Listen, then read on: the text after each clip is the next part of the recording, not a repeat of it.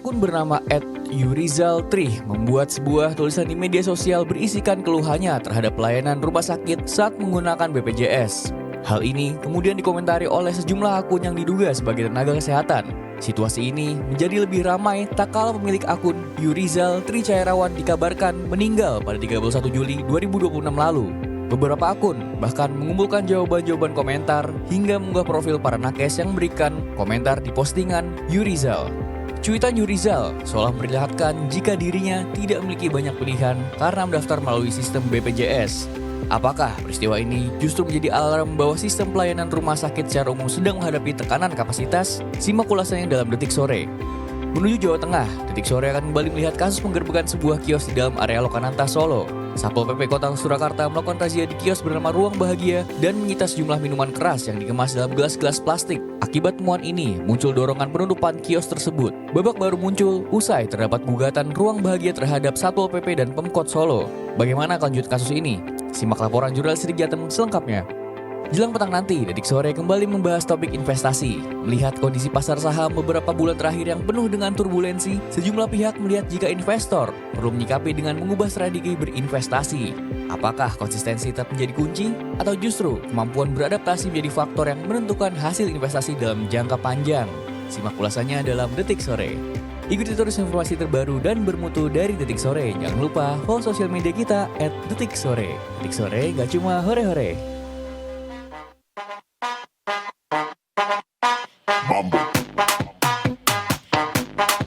Sebuah intro mengawali Detik Sore yang hari ini akan banyak memberitakan berita-berita duka. Aduh, stretching dulu deh ya. Setidaknya kita nanti pada saat ngasih info sama Detikers tuh nggak kecengklak gitu. Gua baru juga dapet dari biasalah ya, screen time gua kayaknya banyak banget. Tiba-tiba begitu. Jadi Capek ya, Anda capek ya. Jangan marah dong. Ini adalah sebuah tips juga buat yang ada di studio, yang di ruang MCR dan juga yang ada di rumah yang nonton kita ya. Jadi nama gerakannya adalah tarian Ed Sheeran. Yaitu. Stretching kita bersama-sama. Yuk kita mulai ya. Kita dari tambah, kurang, bagi, kali, bagi. Wow. Itu Semua adalah album dari Ed Sheeran. Jadi kalau udah mulai mumet, kesel Ingat daripada aja Ed Sheeran. Nah, daripada nonjok orang kan, Iya, betul. kita tonjok udara aja. Benar. Gitu. Gimana? Cukup terhibur? Bagus. Gue cukup terinspirasi tadi untuk ternyata gerakan stretching itu sesederhana kita ingat Ed Sheeran aja. Ed Sheeran aja. Walaupun tantangan tadi Ed Sheeran ya. Sekarang tantangan kedua, sebutkan 3 lagu Nirvana. 3 album Nirvana. Ayo, yang bayi berenang apa? Smells like Teen Spirit. Benar. Kamezua, Lithium. Tuh salah tahu. Nevermind. Oh iya, itu albumnya Nevermind. Iya, itu judul lagunya. Judul lagunya salah satunya ada Smells Like Teen Spirit. Kayak apa tuh? Dereng. Smells Like Teen Spirit. Ya, Matahari lah. gitulah. Dekat sekali aku tadi ya. Anyway, Detikers, kita kembali lagi di Detik Sore. Gak cuma hore-hore. Kita tadi dibuka dengan apakah kita akan membawakan berita baik atau enggak. Kalaupun kita nggak punya berita baik, kita ganti dengan Kimpul. Nyampe nggak ke lu? Dengan apa? Kimpul. Kimpul apa? Tanjung Kimpul. Iya. Kamu screen time-nya berapa sehari? Ya, kalau ibu-ibu tuh sinyalnya. belum lewat ya kan, berarti kurang screen time lo di TikTok. Kimpul. Bentar, screen time aku masih lebih ke terikat janji soalnya.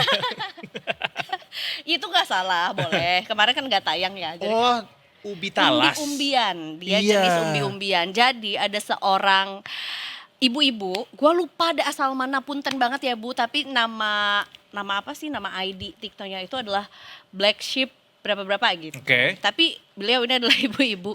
Beneran namanya Black Sheep ya si ibu-ibu itu.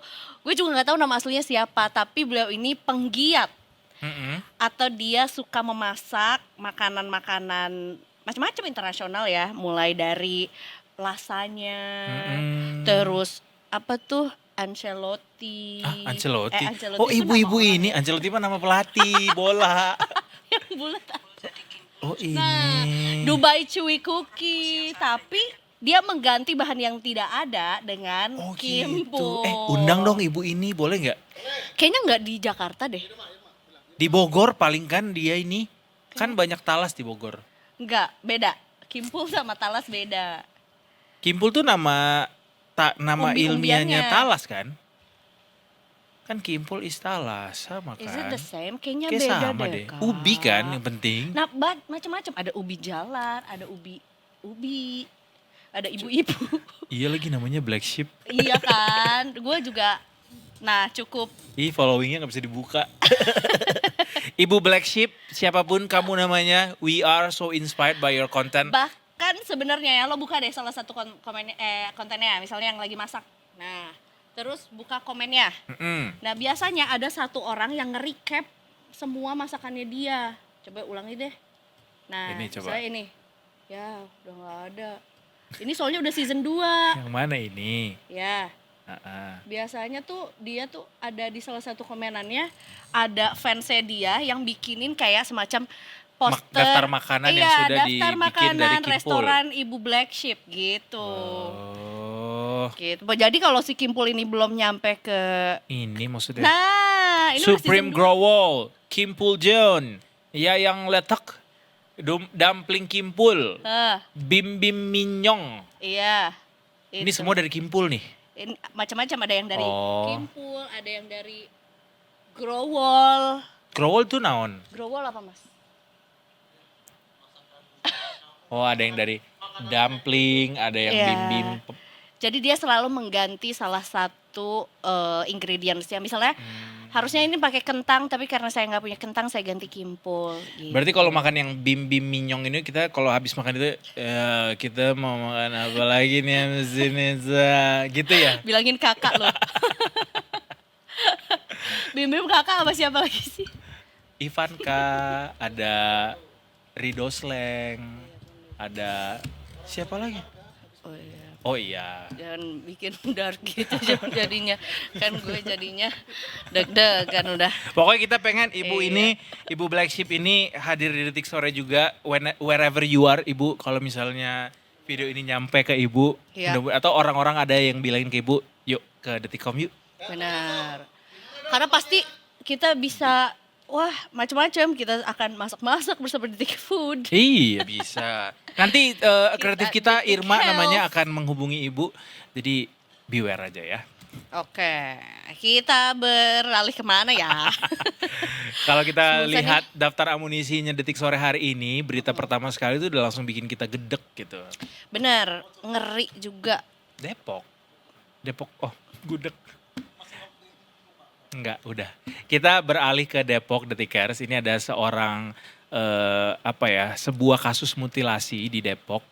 Seorang pria dimutilasi karena katanya ini berawal dari kenalan di medsos. Benar, yang juga cukup mengerikan adalah sebelum kasus ini akhirnya terungkap gitu ya, memang penemuan warga itu adalah sebuah, ya maksudnya jasad yang tidak utuh atau tidak lengkap. Jadi bagian tubuh yang tidak ada dari jasad tersebut adalah bagian kakinya, yang kemudian setelah dilakukan penelusuran oleh pihak kepolisian, ini sebetulnya juga si korbannya tuh ditemukan di dalam semacam karung gitu Kak, dan Ih. hampir dibakar karena disangka sampah sama warga sekitar ya. Sebelum akhirnya ada warga yang menaruh curiga dan melaporkannya ke pihak kepolisian, dan barulah diungkap bahwa ada korban meninggal dunia ini Iya. diketemukan gitu profilnya gitu ya, atau siapa jasad tersebut, karena memang sempat dilaporkan hilang oleh istrinya sejak Betul. tanggal 5 Juli. 5 Juli Iya. gitu ya. Bahkan sebetulnya juga pertama kali si karung tersebut itu ditemukan itu tuh tanggal 24 Juli. Oh iya. Gitu. Berarti Iya. kayak nge-match gitu ya sama apa yang sedang Betul. dicari dan apa yang baru saja ditemukan gitu sama kepolisian.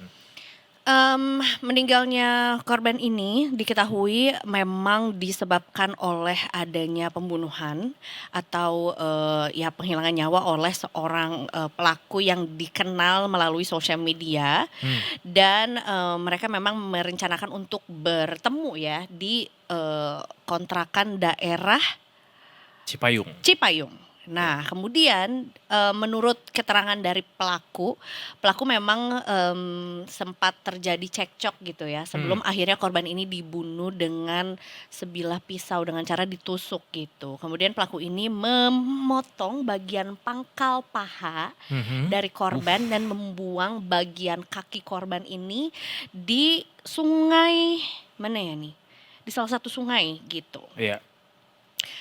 Dan, pelaku ini bernama Saipul ya dan, kemudian ya dia akhirnya mengaku bersalah lah udah memutilasi, korbannya Jadi gitu. sempat melarikan diri ya? Ada dugaan bahwa Mhm. sang pelaku ini sempat mencoba melarikan diri karena Mhm. akhirnya ditemukan di Banten gitu, di Pandeglang. Mhm mhm. Jadi hasil penelitiannya sampai saat ini sudah berhasil diidentifikasi korbannya dan sudah diungkap juga pelakunya dalam waktu singkat. Tapi masih didalami katanya motif pembunuhan dan melengkapi proses penyelidikannya. Betul ya, ini dilakukan oleh tim Subdit Ditreskrimum Polda Metro Jaya yang, juga bergerak melakukan penyelidikan juga ya, akhirnya juga sampai akhirnya pelaku ini tertangkap begitu ya. Ada aja sih menurut gua ya Serem, zaman sekarang serem. gitu. Memang sebetulnya kayaknya hari ini one of the, apa ya, the most important message yang mau disampaikan adalah satu, hati-hati bersosial media ketika berkenalan sama orang gitu. Hati-hati di internet. Hati-hati di internet. Iya.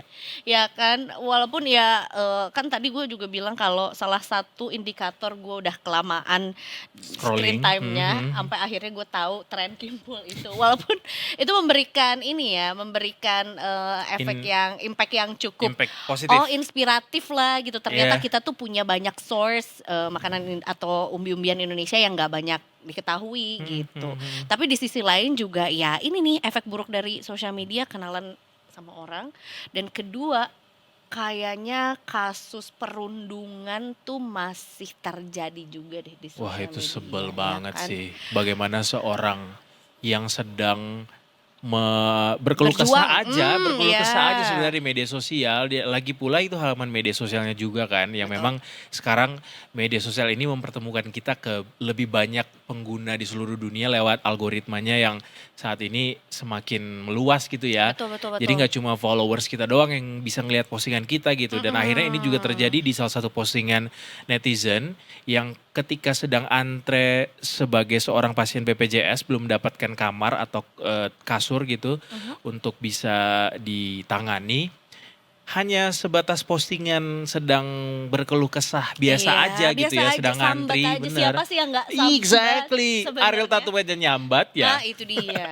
Nah, abis itu kemudian postingan itu ditangkap sebagai sebuah apa ya, postingan yang disaltiin gitu ya oleh banyak netizen ya. Apa sih bahasa Indonesia disaltiin? Digarmin enggak, nope. Dijulitin. Dijulitin Nah, ya. Dan yang lebih parahnya lagi dijulitin sama nakes juga gitu. itu dia. Mungkin Detikers juga sudah sempat mendengar kabar ya seorang pria bernama Yurizal Trih ya yang mengunggah postingan singkat sebetulnya ya di Threads juga di tanggal 22 Juli Ya. yang intinya beliau menunggu kamar rawat inap atau di IGD selama 8 jam belum dapat kamar atau mungkin kurang lebih seperti itu ya lah ya. Dan kemudian menyebutkan bahwa statusnya memang pengguna BPJS. Iya, udah begitu. 8 jam katanya. Udah 8 jam menunggu di IGD belum dapat ruangan dan tidak menyebutkan rumah sakitnya di mana atau mendiskreditkan siapapun, tapi memang beliau bilang kalau dialah pengguna BPJS Iya. gitu. Nah, meluaslah pembicaraan atau mungkin saltian yang mampir ke postingan tersebut, termasuk juga yang yang tendensinya sih udah bukan memberikan kritik atau memberikan pandangan, tapi literally ngebully. Iya, perundungan. Gitu, perundungan.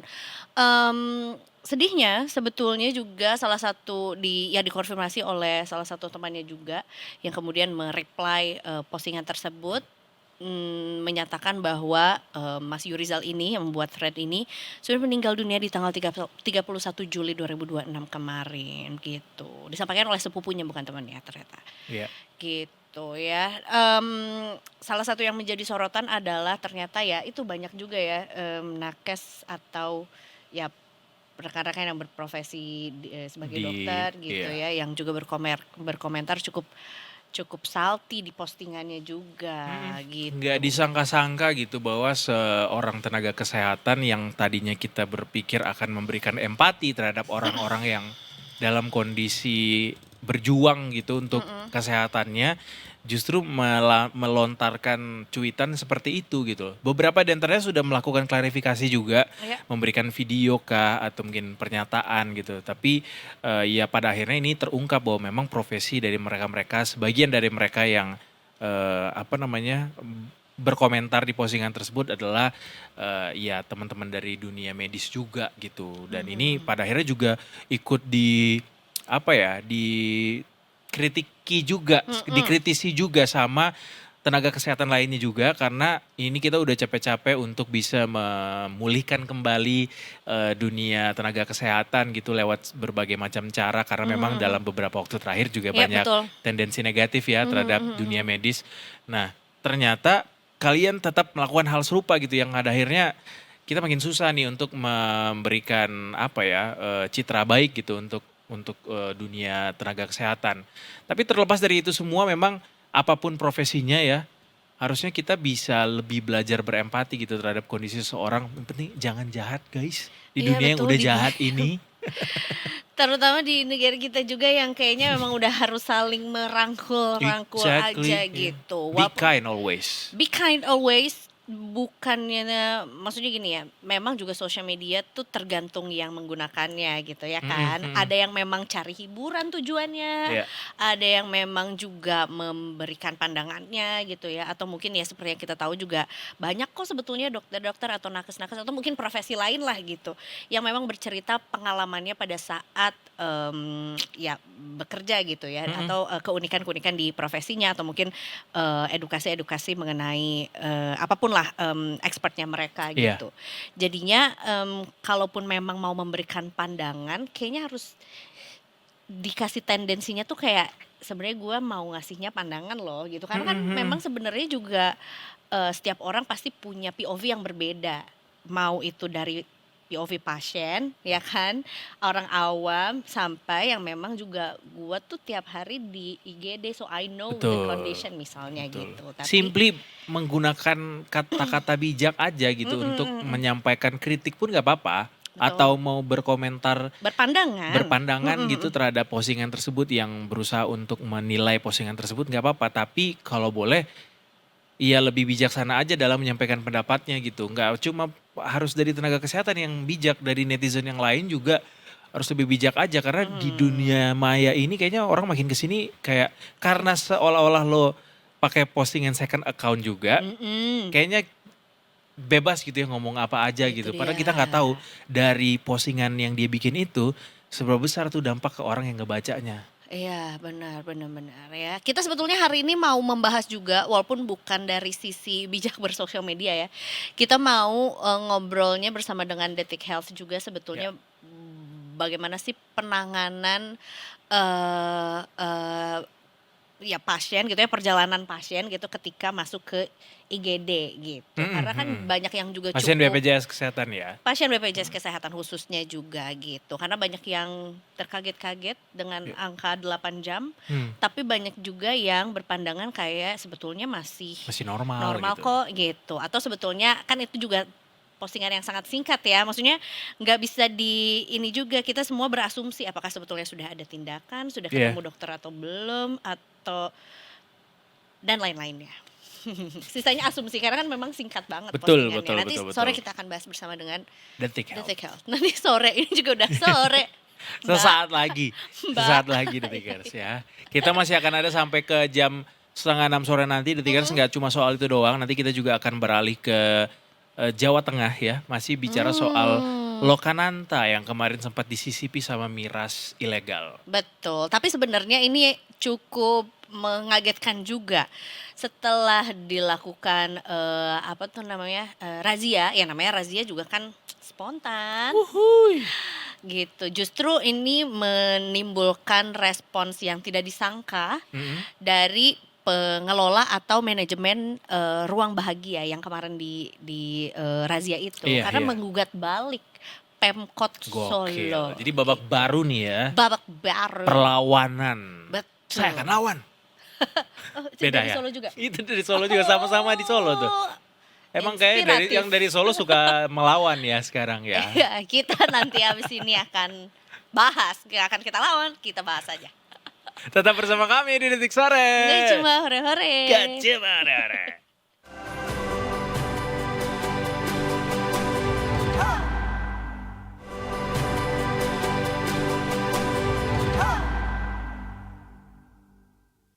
Welcome back to Detik Sore. Gak cuma hore-hore. Sudah pernah jalan-jalan ke Lokananta? Sudah. Apa yang paling memorable? Jajan vinil Ini dong. dong. Piringan Udah hitam sudah paling pasti. depan ya di situ ya. Iya.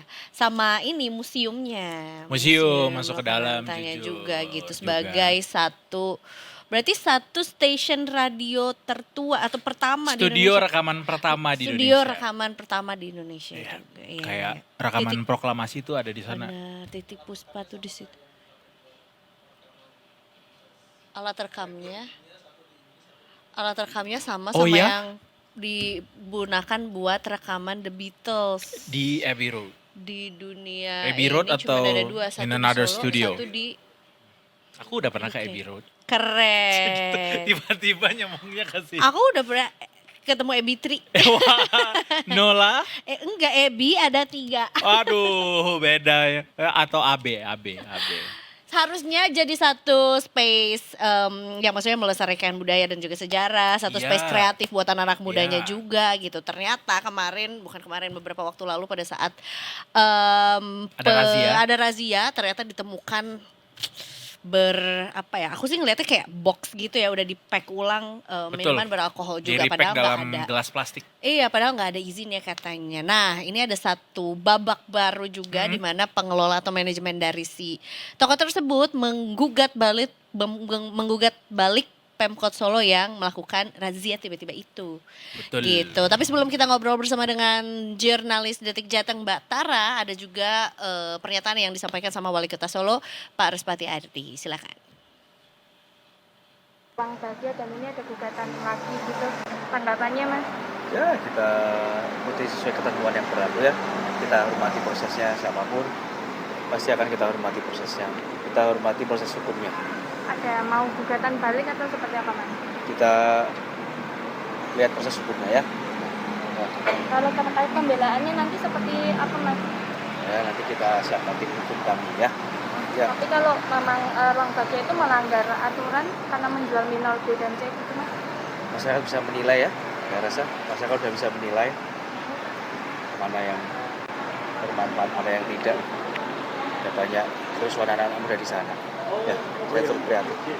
Mas, konsep yang untuk jalan Yusuf Darso seperti apa sih Mas di sana? Nanti Pak SPU sama Yusuf dan lain-lain, intinya di sana menjadi pusat grosir yang ke depan akan lebih nampak, pusat grosirnya akan lebih nampak, dan mungkin di akhir pekan dan malam bisa digunakan untuk ekonomi kreatif yang bisa bermanfaat untuk wisata. Intinya kita akan pengembangan di K3 ya, Prabon, Dauman, Pemelayan. Kalau kabel-kabel yang kurang rapi udara itu Yo, kok dirapike. apa di Sip, pokoknya rapi apik lah. Oh ya, terkait Tambah laris, nanti tambah laris. Teman-teman di sana tambah laris lah nanti ya. Ya. terkait penghijauannya gimana? Oke, itu tadi dia beberapa pertanyaan dari teman-teman jurnalis lah ya yang dijawab sama Wali Kota Solo juga. Sekarang kita mau ngobrol bersama dengan Mbak Tara. Apakah langsung Tara dari Wahyu. Lokananta? Langsung Wih, dari live Solo. dari Lokananta. Sore. Selamat sore bukan. Tara. Bukan. Kenapa bukan? Sore dong. Bentar. Bukan Lokananta soalnya. Oh, Bukan. Soalnya kan ada Iya. lapangan hijaunya juga kan. Ada lapangan di belakangnya juga di Lokananta. Tapi ini bukan ya. Iya, ini di balai kota. Oh ini di Eza. balai kota. Oh jangan-jangan mau ini, mau ke apa tuh sebutannya yang Maulid Nabi juga. Ada pasar malam, Klaten. Sekaten. Belum ya? Belum, masih terlalu siang ya? Iya, habis ini. Habis ini, oke. Mbak Tara berarti aku mau nanya dulu deh. Kalau sekarang berarti si Lokanantanya apakah masih tetap beroperasi atau buka? Si ruang bahagianya. Lokananta Lokanantanya, the SE, whole Lokananta. bloknya gitu. Kalau Lokanantanya masih buka ya Eza, aktivitasnya pun juga masih sama, hanya aja salah satu tenannya yang ruang bahagia itu yang masih tutup. Oh jadi sampai hari ini ruang bahagianya masih tutup begitu ya. Mhm. Tapi ini ada informasi terbaru soal adanya gugatan balik dari ruang bahagia. Seperti apa itu, bisa dielaborasi Tara? Ya, setelah beberapa waktu lalu ya Edo, terkait adanya penggerbekan miras golongan B dan C yang dijual di ruang bahagia, ternyata yang berbuntut panjang terkait gugatan dari ruang bahagia sendiri ke pemerintah kota. Sebenarnya gugatannya itu dan yang juga dari Satpol PP, Dinas Perdagangan dan juga Wali Kota Solo. Seperti itu. Baik, jadi ini tuh buntut dari razia dan kemudian akhirnya setelah diketemukannya gitu ya si miras tersebut, akhirnya ada penyegelan gitu yang dilakukan juga kepada si ruang bahagia, begitu ya? Berarti Iya, betul. tuntutannya dilayangkan oleh manajemen ruang bahagia ke mana atau seperti apa sampai akhirnya berita soal penggugatan balik ini tuh ada? Gugatannya itu kan dari ruang bahagia ke pemerintah kota terkait perizinan. Kenapa saat melakukan melakukan penggerbekan itu dari pihak Satpol PP tidak melakukan koordinasi terlebih dahulu dengan manajemen, bahwasanya mereka sebenarnya sudah mengantongi izin, ya izin A, di mana untuk alkoholnya di bawah 5%, sedangkan yang sedang perizinan yang B dan C itu sedang berproses dan belum keluar sampai sekarang. Sorry Tara, berarti dari ruang bahagia pembelaannya adalah semua yang mereka jual itu sebenarnya sudah sesuai dengan izin yang mereka dapatkan. Walaupun memang dalam beberapa produk itu katanya masih berproses gitu ya. Memangnya kalau masih berproses itu tetap masih bisa dijual? Tidak bisa Edo, tidak bisa Edo. Tapi saat Satpol PP ke sana memang ada beberapa barang-barang yang termasuk golongan B dan C dari pihak sendiri berargumen bahwa botol-botol yang minuman keras yang golongan B dan C yang sudah dikemas dari kap plastik itu tidak diperjualbelikan, hanya untuk internal dari pengelolaannya saja, gitu. seperti itu. Memang Tapi- tidak ada yang dijual. Nah, Penelusur. pada kenyataannya Iya. Nah itu kan dari pembelaan dari Iya. ruang bahagia, tapi dari Satpol PP sendiri mereka beranggapan bahwa ada transaksi jual beli Oke. miras golongan B dan C sebelum akhirnya mereka melakukan penggerbekan seperti itu. Oke, jadi memang juga berdasarkan informasi yang didapatkan memang ada transaksi jual beli untuk golongan-golongan yang memang tidak dipegang gitu izinnya juga. Tapi baru tahu juga bahwa sebetulnya ada tenan yang memang pegang izin untuk jual minuman beralkohol gitu, walaupun mungkin hanya golongan A saja. Kirain memang karena itu kan sebetulnya juga itu kan ruang terbuka dan kemudian juga cukup ramah keluarga gitu ya, tapi ternyata ada tenan yang memang memegang izin untuk menjual alkohol begitu ya? Iya betul sekali Aida, bahwa mereka memang mungkin telah direvitalisasi dan dilah seperti sekarang ini. Memang ruang bahagia memang sudah beberapa kali menjual minuman beralkohol dengan golongan A seperti itu. Tapi dengan adanya peristiwa ini, seperti apa kemudian respons balik dari Pemkot Solo yang digugat kembali oleh ruang bahagia ini? Termasuk juga masa depan dari tenan-tenan yang ada di Lokananta itu. Apakah kemudian nanti akan dikaji ulang? Apakah boleh berjualan alkohol di lokasi Lokananta atau seperti apa sejauh ini, Tara? Dari pemerintah sendiri memang menanggapi sampai terkait yang pada ruang bahagia. Kita pun tadi sempat berbicara. Mohon maaf mereka Tara, akan menyiapkan hukum. suaranya terputus-putus Halo? tadi. Ya boleh didekatkan mic-nya barangkali soalnya suaranya terputus-putus. Iya. Boleh diulangi kembali? Iya, tadi terkait respon dari memang mereka ada menyatakan hukum Kak sendiri Tara ya. masih berputus-putus nih. Bayangkan apalagi kalau Iya, sebenarnya gambarnya terlihat sangat jelas Iya. dan lancar, tapi hanya suaranya aja nih yang terputus-putus gitu. Soundnya. Coba kita cek lagi. Atau kalau nggak pakai headphone atau earphone barangkali bisa nggak Tara? Soalnya gambarnya sebenarnya alias nggak ada gangguan sinyal harusnya ya. Iya, sangat jelas gitu, tidak ada patah-patah juga. Atau boleh dicoba sekali lagi tanpa video Tara. Suara saja. Boleh kita coba tanpa suara, tadi soalnya penjelasannya cukup banyak. Suara salah. Tanpa video. Video. Nah kita yang jadi tanpa video. Tara kalau misalnya sudah bisa. Welcome back to Detik Sore FM ya. Jadinya kita juga berdasarkan audio saja 7.6 yang FM. terjadi. Ya. Ini sambil kita menunggu suara Tara hadir kembali ya. Betul. Bersama kita. Tadi berarti ada beberapa gugatan yang kemudian sudah diterima sama Pemkot Solo. Tapi apa yang disampaikan sama wali kota sebenarnya jujur belum terlalu jelas gitu ya. Seperti apa belum stance ketemu dari gitu ya. Pemkot Solo ya. Itu dia ya. Mungkin coba kita cek lagi Mbak Tara, welcome back. Ya. Tara sudah bisa kembali? bisa dengar Nah, masih sama sayangnya Tara. Suaranya. Soalnya sayang sekali kita tidak bisa dengar dengan jelas utuh gitu suaranya Tara. Coba audio Video aja. tanpa video nih ya, kita coba pakai audio aja Audionya ya. aja. Coba Silakan Tara. Ceki-ceki. Halo sore Eiza. Nah, better nih. lebih jelas. Silakan Tara, coba disampaikan apa tadi? Tadi terkait respon dari Pemkot ya. Dari Pemkot Solo sendiri memang sebenarnya sudah menyiapkan tim hukum untuk proses dari gugatan dari Ruang Bahagia ini sendiri, Eiza. Oke, jadi masih masih dalam proses gitu ya. Tapi masih belum ada tanggapan juga ya dari pihak Pemkot Solonya sendiri gitu. Ya, kalau Mas Respati sendiri tadi menyampaikan bahwa mereka akan mengikuti proses hukum yang ada sampai mana dan dan juga tim hukum yang sudah disiapkan seperti itu. Artinya mau fight back gitu ya untuk menghadapi gugatan kembali ini. Tapi kalau soal masa depan Lokananta sendiri, apakah kemungkinan akan ada pengkajian ulang gitu soal tenan-tenan yang bisa berjualan di sana apa saja? Imbas dari ini Barangkali, imbas dari razia ini ya.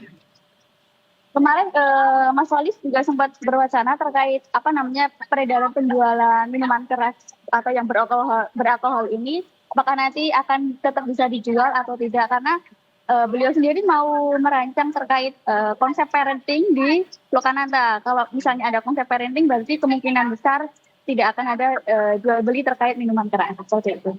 Baik. Satu lagi Tara, ada salah satu isi gugatan katanya Pemkot Solo tuh tidak kunjung menerbitkan permohonan izin miras golongan B dan C ini. Apakah benar bahwa Pemkot Solo menunda atau sudah ada respon sejauh ini terkait isi gugatan poin itu, Tara? Ya, terakhir sempat berbincang dengan Dinas Perdagangan sendiri, memang sebenarnya izinnya ini sebenarnya sudah masuk, yang tinggal hanya menunggu terkait keluarnya izin aja ini, Edo. Namun sebelum izinnya ini keluar, sudah ada sidak di lokasi tersebut. Baik, termasuk juga isi pokok gugatan yang lain yang mungkin juga apakah terkait dengan yang memang mereka sudah mengantongin izin dari awal gitu. Jadi memang ada kerugian yang didapatkan misalnya dari si Ruang Bahagia ini karena merasa tuntutan nilai ganti rugi jadinya ya. Seperti itu.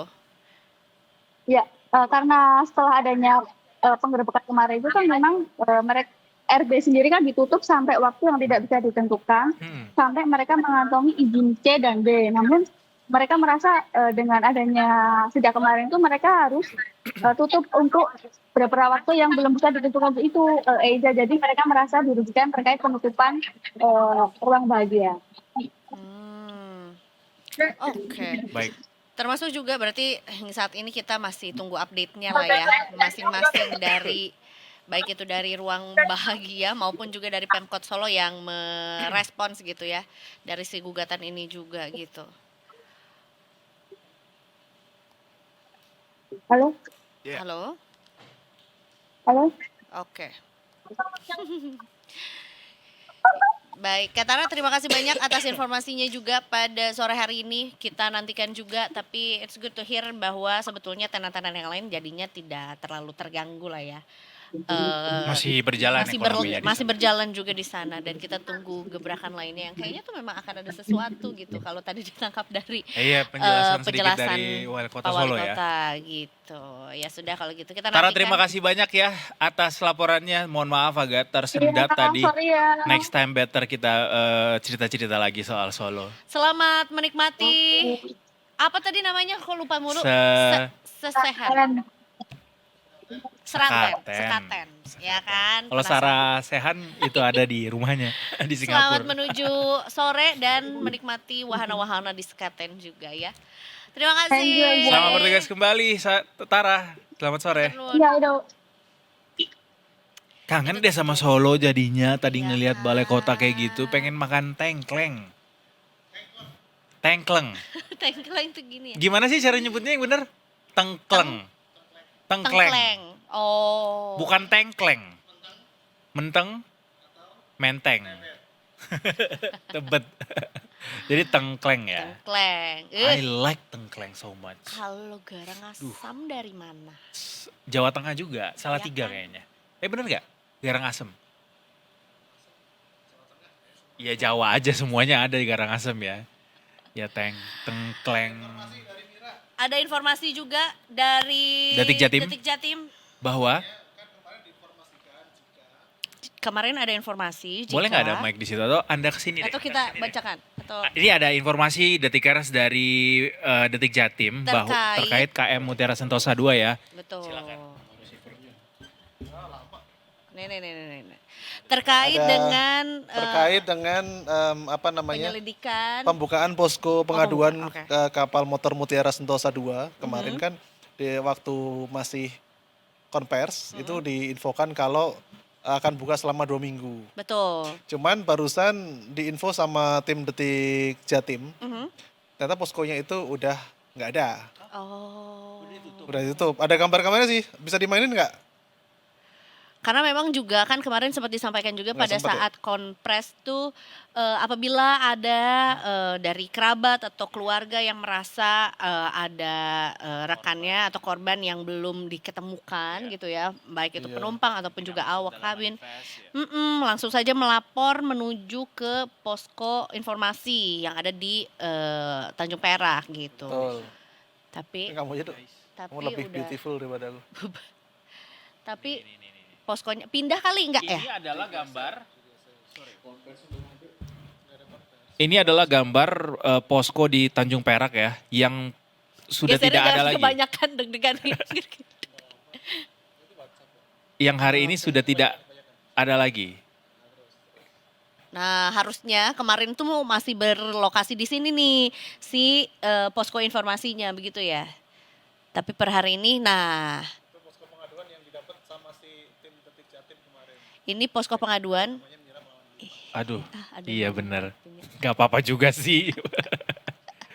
Nih ya, Detikers. Jadi informasi terkininya adalah posko-posko pengaduan ini katanya tidak beroperasi lagi setelah kemarin sempat dinyatakan bahwa ini dibuka sampai pengoperasian tim SAR ini berlangsung terus sampai 2 kali 7 kali 24 jam ke depan. Tapi ternyata hari ini poskonya sudah tidak beroperasi lagi. Gimana tuh? Sampai hari ini masih dicari juga sama tim Detik Jatim untuk mengetahui seperti apa sebenarnya dari pengoperasian posko ini. Ya Atau barangkali mungkin juga pindah. Sampai saat ini tapi belum ada informasi ya terkait penutupan ini ya. Baiklah. Akan diupdate segera di Detik Jatim Iya. oleh teman-teman Detik Jatim ya, Detikers ya. Oke, itu tadi dia update terbaru juga terkait dengan terbakarnya KM Mutiara 2 ya. Betul. Kita habis ini masih akan kembali, masih ada market review. Hari Apa ini nih ada yang mau pertumbuhan di-review? ekonomi. Apa nih yang mau di-review? Hari ini ada rilis pertumbuhan ekonomi dari BPS kuartal 2 yang mestinya juga akan menjadi sebuah sentimen untuk market hari ini ya yang akan kita bahas bersama di Detik Sore. Enggak cuma hore-hore.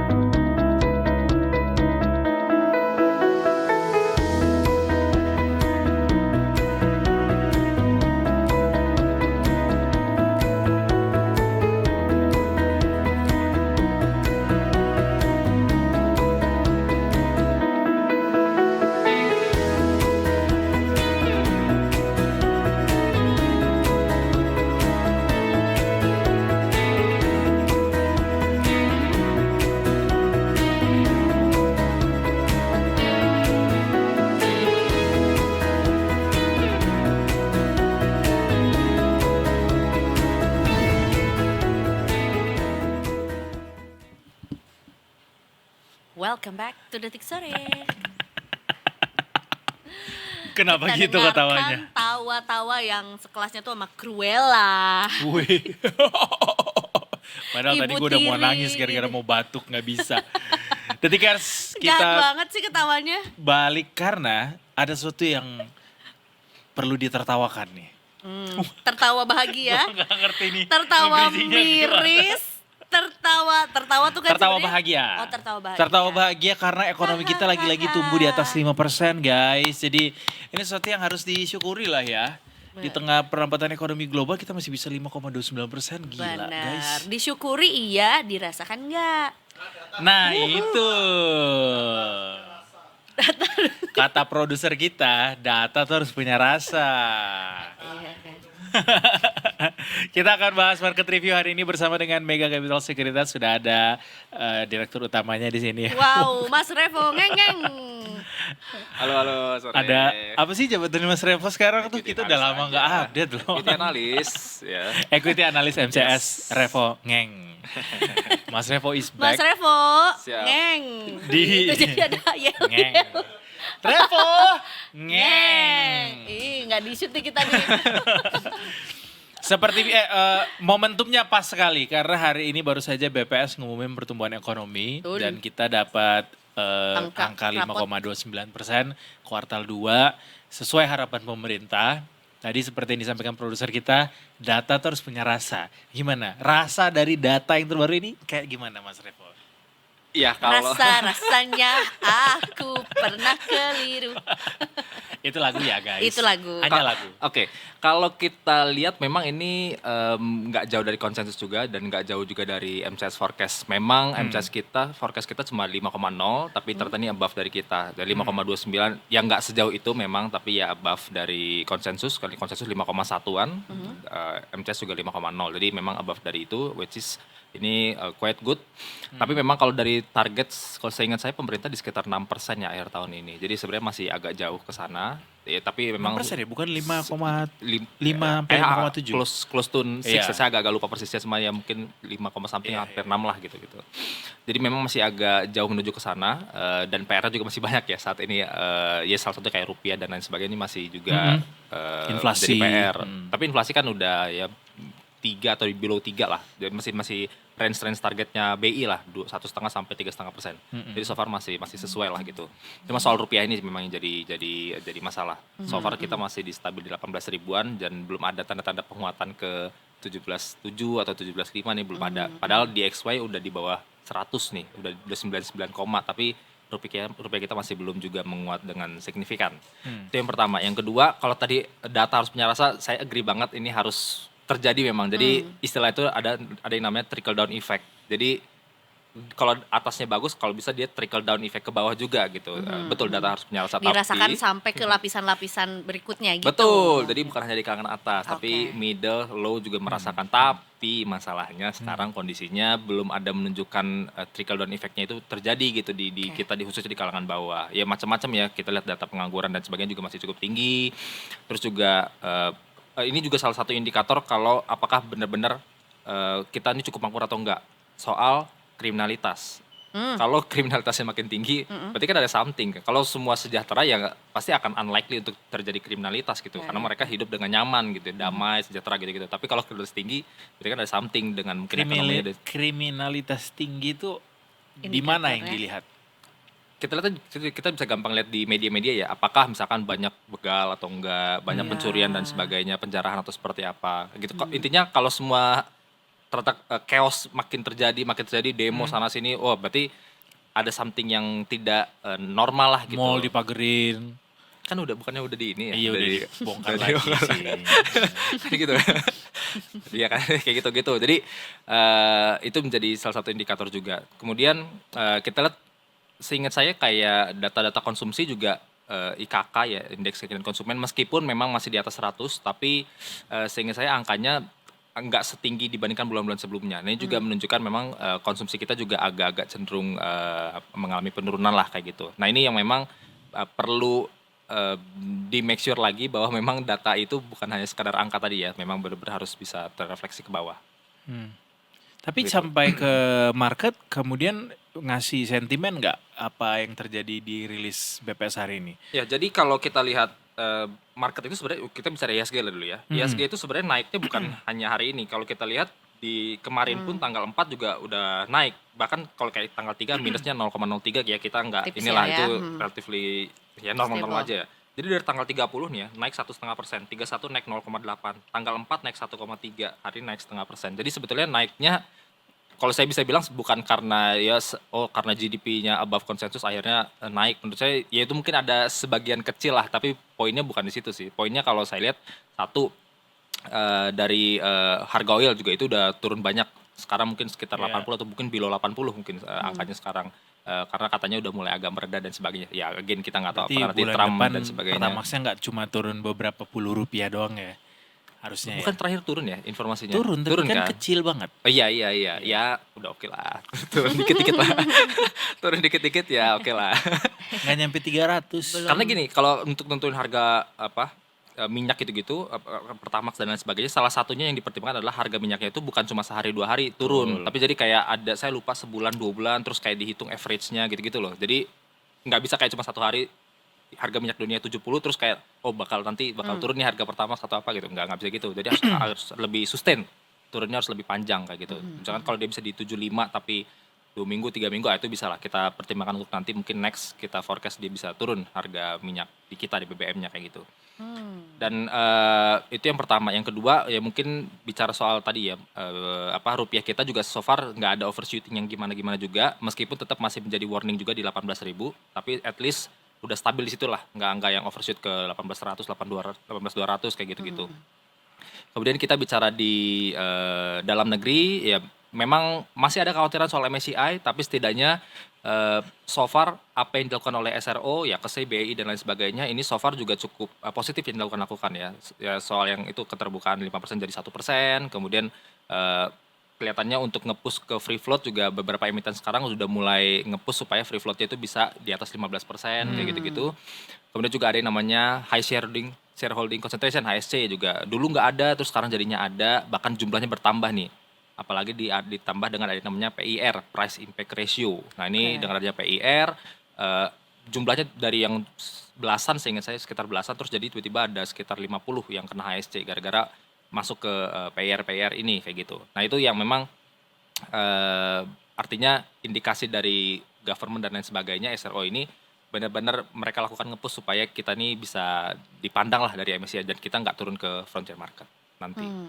Iya ya, masih ada ya Masih tetap ada. deg-degan Betul, itu ya, itu maksudnya masih kayak jadi ditunggu. kirain tuh di bulan Mei itu kita bakalan dapat final ya final resultnya lah gitu ya, atau mungkin keputusan secara pastinya gitu, tapi membuat market Indonesia nunggu sampai November akhirnya juga pasti ngasih efek lainnya juga gitu, yang sebelumnya sangat yakin kayaknya enggak deh, kita tuh nggak punya apa ya, kriteria kita tuh nggak frontier kok gitu ya kan, tapi akhirnya setelah bikin nunggu lagi sampai November yang masih lama juga akhirnya mau nggak mau bikin, terutama asing ya yang masih banyak cabut juga, nggak nambahin investasinya di sini gitu. Secara year to date betul, kita regular market mungkin 90 T asing keluar. Cuman yang menarik adalah kemarin itu ada inflow yang mungkin sekitar 600-700 miliar. Memang angkanya dibandingkan 90 T jauh Belum sekali. ya. Tapi itu inflow yang mungkin salah satu yang terbesar since mungkin ya 2 minggu terakhir inilah kira-kira ya. Itu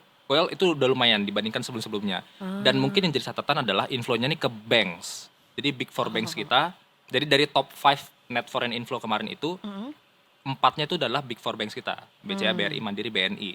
Yang mana logikanya kalau asing udah mulai masuk lagi nih ke 4 bank ini, harusnya menjadi salah satu indikasi memang ini bisa agak lebih sustain sedikit lah dibandingkan yang harusnya outflow-nya nggak segede yang sebelumnya lagi. Kayak gitu sih. Ya udah untuk- turn around gitu ya, udah mulai balik lagi ke Ya, dalam ya. dari beberapa diskusi kita dengan teman-teman yang lain juga kelihatannya harusnya sudah mulai bottoming ya di kemarin. Kita tuh 8 Juni 2026 itu 5.300-an ISG kita. Jadi harusnya ini sudah mulai bottoming dan ya let's say ada koreksi pun harusnya sih nggak yang breakdown di bawah 5.400, di bawah 5.300 harusnya nggak sejauh itu. Jadi kalaupun ada breakdown lagi masih bisa di bawah 6.000. Masih bisa kalau di bawah 6.000, tapi di bawah 5.300 kayaknya agak unlikely ya untuk kejadian ke situ. Oke. Sekarang kan berapa 6.300 ya beda 400. Berarti poin kemarin sih mungkin. akhirnya Juli ditutup dengan positif ya Mas? 10% month to date. 10% ya. 10 berapa gitu 10% month to date. Agustus gimana? Nah, kelihatannya sih nggak 10% juga, nggak sebesar Juli gitu ya. Tapi ada perlambatan. iya harus, tapi maksudnya kelihatannya sih masih cukup positif ya. Paling mungkin nanti yang jadi concern adalah khususnya di bulan ini. Satu itu ada MSCI Index Review. Oke. Tanggal belasan, saya lupa belasan Agustus lah itu ada Index Review announcement, sementara efektif date-nya di 1 Septembernya. Itu yang pertama. Yang kedua, jangan lupa ada nota keuangan 16 Agustus ya, 1 hari sebelum kemerdekaan. Nah itu ada pidato kan berarti kan di sini. Nah ini paling nanti yang Kan kita pakai perlu. teks. Tuh. Atau ada teks. Nah ini kita Maksudnya kalau pakai yang itu yang dimitigasi kan? iya itu dia. Nah 16-nya libur nggak sih? 16 Minggu. Karena minggu 17 ya? tuh Senin. 17 Senin Ah, betul. libur. Berarti marketnya kan 17 libur Senin ya. Iya, 18-nya 18 Selasa. tuh. Nah, ini dia. Saya Apa menurut ya? saya sih pikir nih saya agak cukup yakin bahwa 18 akan ada gejolak yang lumayan. Koreksi. 18 belum kayaknya tahu, kok. saya belum bisa ngomong ke sana. Cuma harusnya akan ada gejolak yang lumayan berasa lah gitu. Gebrakan di tanggal 18-nya Tapi itu ini cukup sih. mempengaruhi sekarang ya. Maksudnya Pidato. Iya, pidato Iya, presiden. makanya kan dulu bukan dulu, beberapa waktu lalu ada mungkin pasti pernah lihat ya, ada 1 bulan ini pidatonya tuh kapan-kapan Itu kapan aja, betul, betul kan? betul. Ada sempat itu. Nggak tahu deh bulan Betul. Agustus bakal ada lagi, bulan-bulan kedepannya akan ada lagi atau enggak Tapi katanya gitu sih. Tapi maksudnya patternnya tuh sudah dari beberapa waktu terakhir tuh memang begitu Setiap gitu pidato yang terlihat. Dulu kan gitu ya. nggak ada tuh list pidato bulan Januari 2006 misalkan kayak gitu kan nggak ada dulu. Betul. Baru-baru ini kan muncul Betul. tuh kayak gitu. Calendar of event. Tapi Artinya apakah emang sekadar spekulasi saja atau memang terlihat datanya memang ada gejolak di pasar modal setiap kali ada pidato yang mungkin kurang berkenan gitu didengar di telinga investor? Gini, kalau yang disampaikan memang sesuatu yang sudah kita expect lah, atau mungkin informasi yang memang kita juga udah pernah dengar mungkin dari menteri yang lain atau siapa dari beberapa hari lalu atau mungkin 1-2 minggu yang lalu, nggak akan ada gimana-gimana juga. Cuma improvisasi atau hal-hal yang memang kita tidak expect Gerakan tambahan. lebih ke situ. Nah iya, tiba-tiba gerakan tambahan ini yang memang Kemarin yang dipotong itu juga terefleksi nggak? Iya. Oh terefleksi ya? Koreo Gerakan-gerakan ya. itu Koreo. memang unexpected banget loh kok gini. itu jadi perbincangan oke. kita di pasar juga sih, Oke, gerakan-gerakan itu gitu. jadi salah satu hal yang sedang diantisipasi juga ternyata ya. Betul. Apalagi kalau misalkan yang puncaknya udah ngomong A, pasti kan pembantunya juga akan ngomong dong, akan ngikut lah maksudnya. Ya namanya yang puncaknya udah ngomong begitu ya pasti yang di bawahnya akan langsung oh ya udah gitu. Nah, berarti udah misalkan menteri-menterinya sudah punya plan A, tiba-tiba yang puncaknya ngomong B gitu. Yang Berarti kan ikut. menyesuaikan nih, kementerian ini akhirnya menyesuaikan. Entah budgetnya berubah lah atau apa. Itu dia yang nanti hubungannya ke fiskal lah dan sebagainya. Tuh panjang tuh nanti. Banyak yang perlu diantisipasi begitu ya. Antisipasi. Iya, The Fed gitu. gimana The Fed? The Fed oke. Untuk The Fed so far di terakhir kan hold the rate ya, nggak ada yang gimana-gimana. Memang ada potensi untuk dia naikin suku bunga di dalam waktu, mungkin di tahun ini kayaknya ada satu kali lah dia naikin suku bunga sebesar 25 basis point. Tapi kelihatannya kalau hubungannya ke kita kan sebenarnya BI udah naikinnya mungkin 100 bips kali dari awal tahun. Jadi sudah cukup banyak. Jadi let's say dia naikin Kan sekalipun. rupiahnya masih segitu-gitu aja. Betul 18.000. Tapi maksudnya gini, let's say dia naikin sekalipun berarti kan selisih sama kita, saya agak lupa angka exactnya, cuma harusnya karena kita udah naikin 100 bips jadi nggak se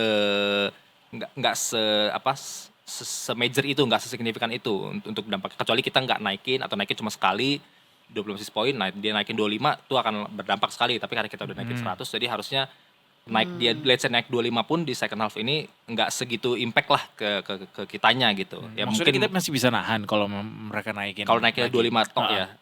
Menurutku sih masih bisa. Apalagi cadef kita cukup tebal ya. Cadangan devisa kita gitu. Yang liquid juga masih cukup tebal di atas 110 bio USD. Ekspektasi investor untuk gubernur BI gimana yang baru? Ya harapannya sih again 2 mandat BI inflasi bisa ditahan untuk saat ini targetnya 1,5 sampai 3,5%, kemudian nilai tukar rupiah bisa stabilize. Itu dulu.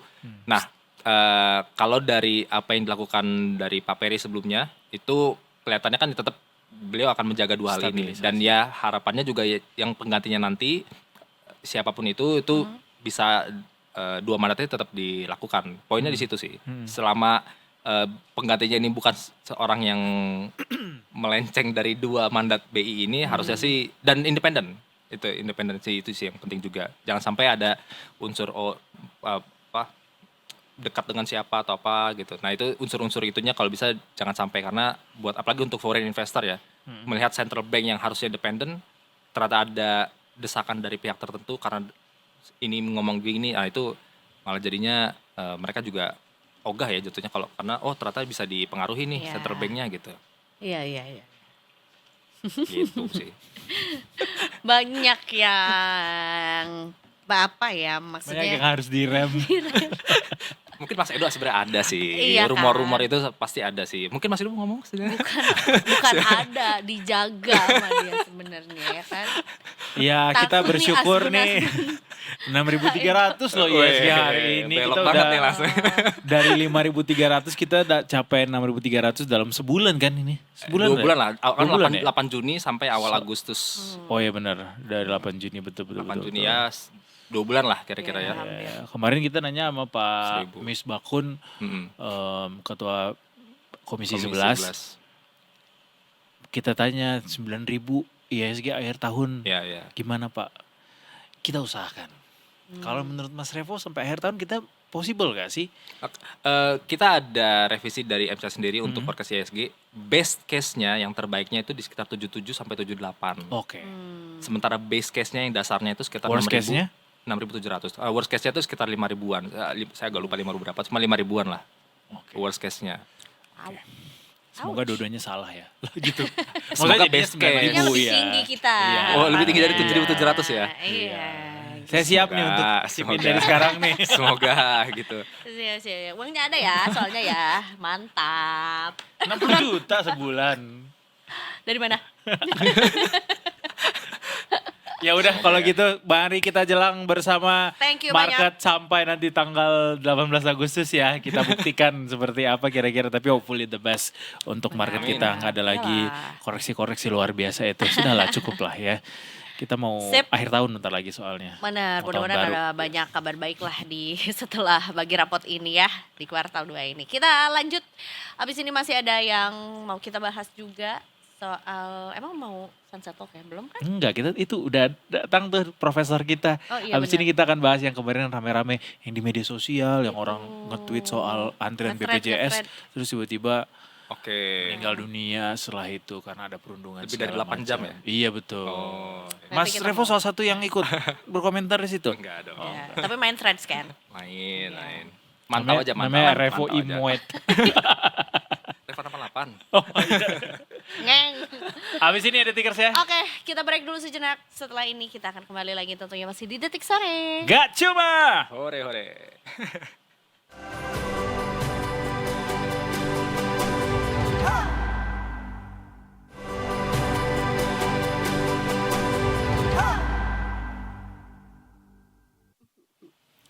Welcome back to Detik Sore. Gak cuma hore-hore.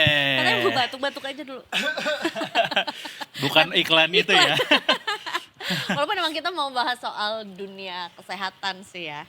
Ini juga mungkin bukan bikin batuk, tapi mungkin salah satu hiccup lagi dari dunia kesehatannya gak sih? Aduh. Setelah kemarin membahas, bukan kemarin, maksudnya beberapa waktu lalu soal perundungan dari sesama nakes gitu. Betul. Ada lagi juga nakes yang diduga terkena intimidasi gitu ya. Nah sekarang datangnya dari sosial media gitu ya. Tadi mungkin sempat dibahas sedikit juga sama kita soal Mas Rizal almarhum yang sempat mengeluhkan lah ya gitu atau menggambarkan situasinya gitu di IGD menantikan selama 8 jam kemudian utas tersebut dapat respons yang cukup menghebohkan dan mengagetkan juga kita gitu ya. Tapi sebetulnya yang mau kita bahas bukan soal sosial medianya tapi soal bagaimana alur gitu ya dari peserta BPJS atau pasien juga Ya, gitu ya. seberapa pressure gitu ya untuk bisa menggunakan kartu sakti itu untuk bisa mendapatkan layanan kesehatan melalui BPJS Kesehatan gitu. Kita akan ngobrol bareng sama Mas Anselmus Uyung, redaktur pelaksana Detik Health. Welcome back Mas Uyung. Halo, selamat sore. Dari sekian kali gue siaran sama Mas Uyung baru kali ini pakai nama lengkap loh ya. Biasanya kayak Prof. Uyung ya kan. Kebetulan kita lagi dilihat 2 juta orang di sini di studio jadi harus serius ya. harus serius ya. Mas Uyung is back dengan topik yang berbeda kali ini. Ini gimana Mas ketika ini muncul ke permukaan ditemukan netizen bahwa kok bisa-bisanya ada kita sebelum bahas si BPJS Kesehatannya gitu ya. Kok bisa-bisanya ada nakes yang kemudian dituding empati gitu untuk kasus seperti ini. Apakah sudah ada respon sejauh ini mungkin dari IDI atau barangkali? Ada. Ya emang seharian kita mencari tanggapan dari pihak-pihak yang berkepentingan kayak gitu. Supaya dapat gambaran juga sebenarnya permasalahan utuhnya itu seperti apa sih, nggak cuma berhenti di saling serang, saling tuding kayak gitu. Karena sebenarnya kan jatuhnya sama-sama korban ya, maksudnya baik pasien maupun nakes-nakesnya kan juga dalam kondisi under pressure juga menjalankan pelayanan segala macam kayak gitu. Jadi ya kenapa nggak kita fokus ke bingkai yang lebih besarnya kayak gitu. Kan memang ada masalah juga terkait pelayanan kayak gitu. Harusnya kan kita fokus ke situ daripada saling tuding, saling serang gitu juga. Nggak memperbaiki sistem yang lebih besarnya. Gitu sih. Yang mau kita bahas memang iya sih. Berarti memang cukup nyata ya atau mungkin masih jadi satu problem berkepanjangan juga tuh bahwa memang ditemukannya diskriminasi pasien pengguna BPJS gitu. Kalau di lapangan atau mungkin sejauh ini sebetulnya sudah sampai mana Mas? Kalau kita bilang ada atau tidak ada itu kan satunya nuding ya, maksudnya nuduh gitu.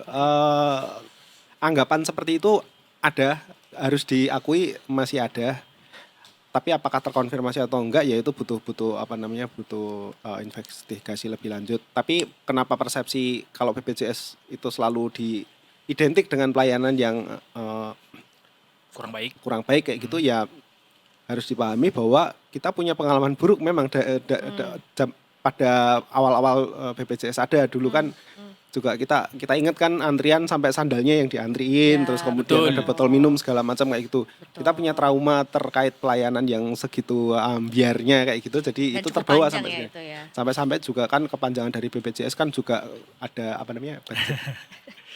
budget pas-pasan jiwa sosial gitu. Itu sampai jadi bekas gitu ya. Normal banget gitu loh, kita mengasosiasikan BPJS dengan sesuatu yang konotasinya ya nggak bagus kayak gitu. Jadi ya ketika sebenarnya makin kesini kan harus diakui kan ada banyak pembenahan gitu. Sekarang ada aplikasinya, misalnya pindah-pindah vaskes gitu juga semudah kita ganti di aplikasi kayak gitu. Tapi ya yang teringat pada akhirnya ya pengalaman buruk yang memang cukup lama juga kita hadapi gitu.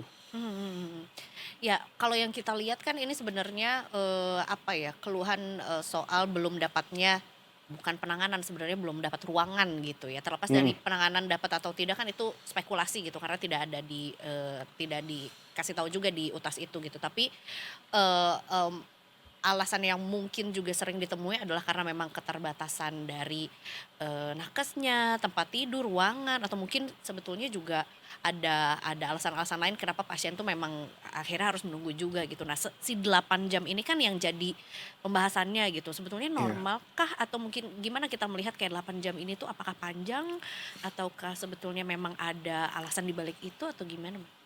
Yang pasti untuk kasus yang ini sejauh ini belum ada detail apa namanya situasinya seperti apa. Even dia sakit apa, dirawat di rumah sakit mana gitu, kita juga belum dapat informasi yang detail tentang itu. Jadi agak sulit untuk menilai apakah 8 jam itu normal atau tidak. Tapi yang pasti seringkali apa namanya kesalahpahaman seperti itu tuh bermula dari komunikasi yang tidak tidak proper gitulah. Antara pasien dengan yang rumah sakit dan tenaga kesehatannya kayak gitu. Jadi kadang-kadang apa namanya ya orang kalau misalnya ke rumah sakit apalagi IGD itu kan harapannya dapat sesuatu gitu ya, penanganan gitu. Penanganannya seperti apa? Ya kan sebagai orang awam kita nggak tahu ya apakah memang ini butuh tiba-tiba dioperasi kayak gitu atau tiba-tiba diapain gitu ya. Orang awam juga butuhnya ada penanganan gitu, entah apapun itu gitu. Atau ada kejelasan mungkin. Ada kejelasan. Nah, itu yang kadang-kadang tidak tersampaikan. Komunikasi yang kurang baik itu apa biasanya Mas faktornya? Apa karena memang terlalu hektik situasi di rumah sakit? Terlalu hektik bisa, terus kemudian kemampuan untuk menyampaikan itu juga kadang-kadang juga. Oh gitu. Kan dari ya, nakesnya, dokternya gitu kan dia juga nggak kepikiran juga, pinggirnya orang awam juga tahu kayak gitu. Padahal juga orang tahu nggak sehari-hari di rumah sakit kan ya nggak tahu kalau di UGD itu prosedurnya gimana, misahin yang emergensi sama enggak, batasannya emergensi atau enggak gitu kan nggak semua orang paham juga kan. Itu kan harus disampaikan dengan benar-benar clear gitu supaya tidak salah paham gitu.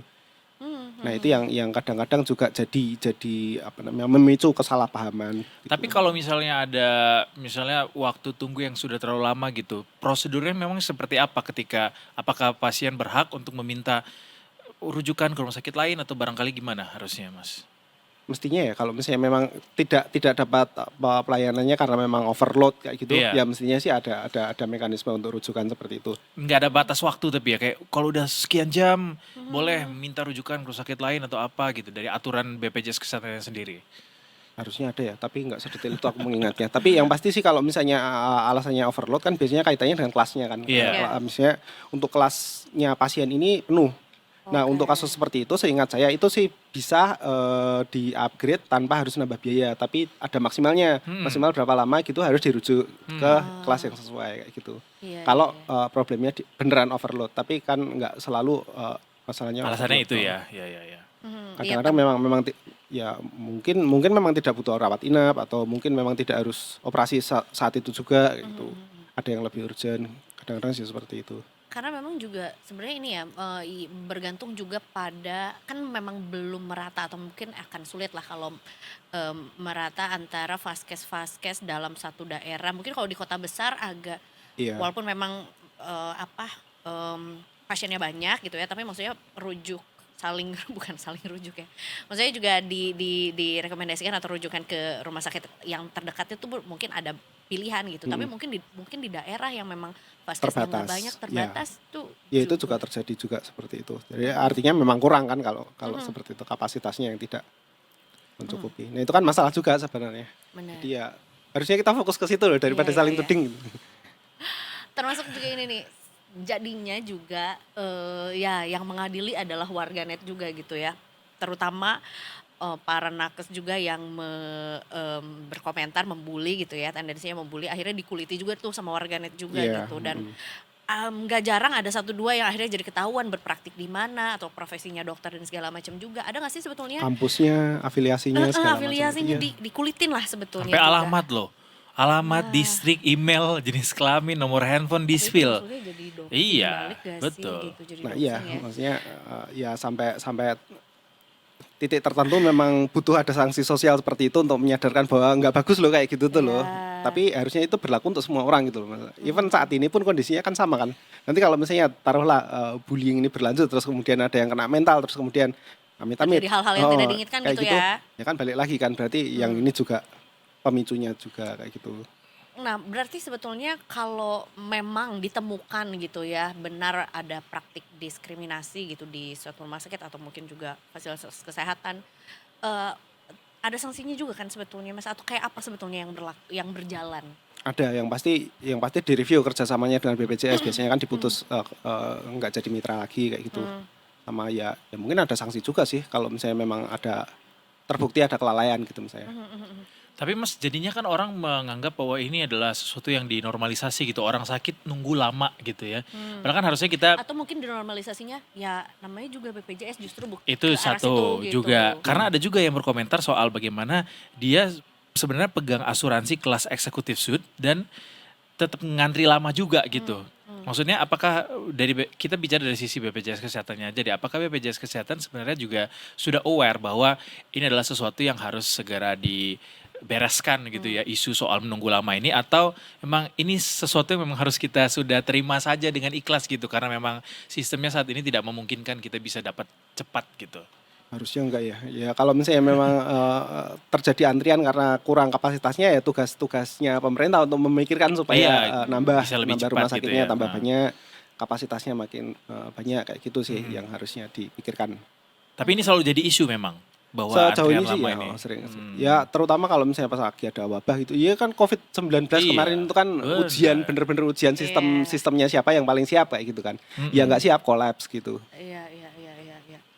Nah, berarti sebenarnya sepanjang nih ya, ya maksudnya juga sistemnya diperbaiki gitu ya. Maksudnya alurnya juga kayaknya sekarang udah semakin jarang lah itu ya berita soal yang ngantri sendalnya gitu atau mungkin yang mengklaim Sampai ada di film loh itu. Bener. Yang ngantri sendal Iya. buat antre asuransi. Termasuk gitu. juga yang bisa mengklaim tuh walaupun orangnya ternyata udah meninggal ternyata tetap harus orangnya yang harus ngeklaim itu kan juga itu jokes yang datang dari ya kenyataannya dulu ada yang begitu gitu kasusnya juga. Nah sekarang sudah harusnya jadi lebih baik atau mungkin ya perlu ada juga yang kita apresiasikan udah jadi lebih baik juga. Apa yang mungkin bisa di-share Mas? Perbaikan pasti ada, cuman kan apa namanya ya kita nggak boleh cepat puas gitulah, Iya maksudnya ya kita ekspektasinya ya tinggi lah karena ini kan wajib ya, maksudnya BPJS kan semua wajib ikutan kayak gitu ya, harapannya ya bisa dimanfaatkan dengan optimal, nggak yang asal ada aja gitu. Atau Mas kita coba nggak mencoba untuk menebak-nebak apakah Mas Yu Rizal ini almarhum adalah pasien yang memang baru pertama kali gunain BPJS sehingga agak culture shock gitu ya. Jadi Atau mungkin mungkin ada proses-proses yang kan sebetulnya ada pengecekan apakah BPJS-nya aktif. itu juga termasuk. Artinya banyak mungkin orang-orang di luar sana masyarakat Indonesia yang nggak menggunakan BPJS Kesehatan, kemudian once mereka menggunakan sebenarnya culture shock gitu. Mungkin Mas Uyung bisa menjelaskan gitu seperti apa ya situasi yang biasa dihadapi oleh pasien BPJS Kesehatan ketika menggunakan asuransinya sehingga nggak culture shock lagi nanti ketika Spesifik untuk kasus ini kita nggak bisa menilai lagi karena kita nggak tahu persis situasinya seperti apa. Tapi bahwa secara umum pasien BPJS Kesehatan relatif lebih apa namanya lebih banyak pengalaman, ini kok lebih rumit, ini nggak bisa kayak gitu. Ya bisa dipahami karena kalau misalnya dibandingkan dengan asuransi swasta gitu kan misalnya formulariumnya beda, terus kemudian mekanisme untuk verifikasi ininya apa namanya klaimnya juga lebih gitu lama. juga beda kayak gitu. Jadi ya memang beda sih. Pengguna manfaatnya juga beda kan seluruh Indonesia dibandingkan dengan swasta berapa sih kayak gitu. Itu kan juga apa namanya ya sesuatu yang harus di apa namanya ya satu sisi harus dibenahi tapi jangan expect akan sama persis dengan swasta kayak gitu karena ya tetap butuh mekanisme untuk apa namanya untuk mengantisipasi fraud segala macam gitu harus diverifikasi. Kan nggak mau juga kan seluruh Indonesia make tapi klaimnya sembarangan gitu misalnya. Harusnya nggak perlu tindakan B tapi dilakukan karena nyari praktisnya saja gitu. Itu juga dihindari kan seperti itu. Iya. Walaupun di satu sisi ya perlu di ini ya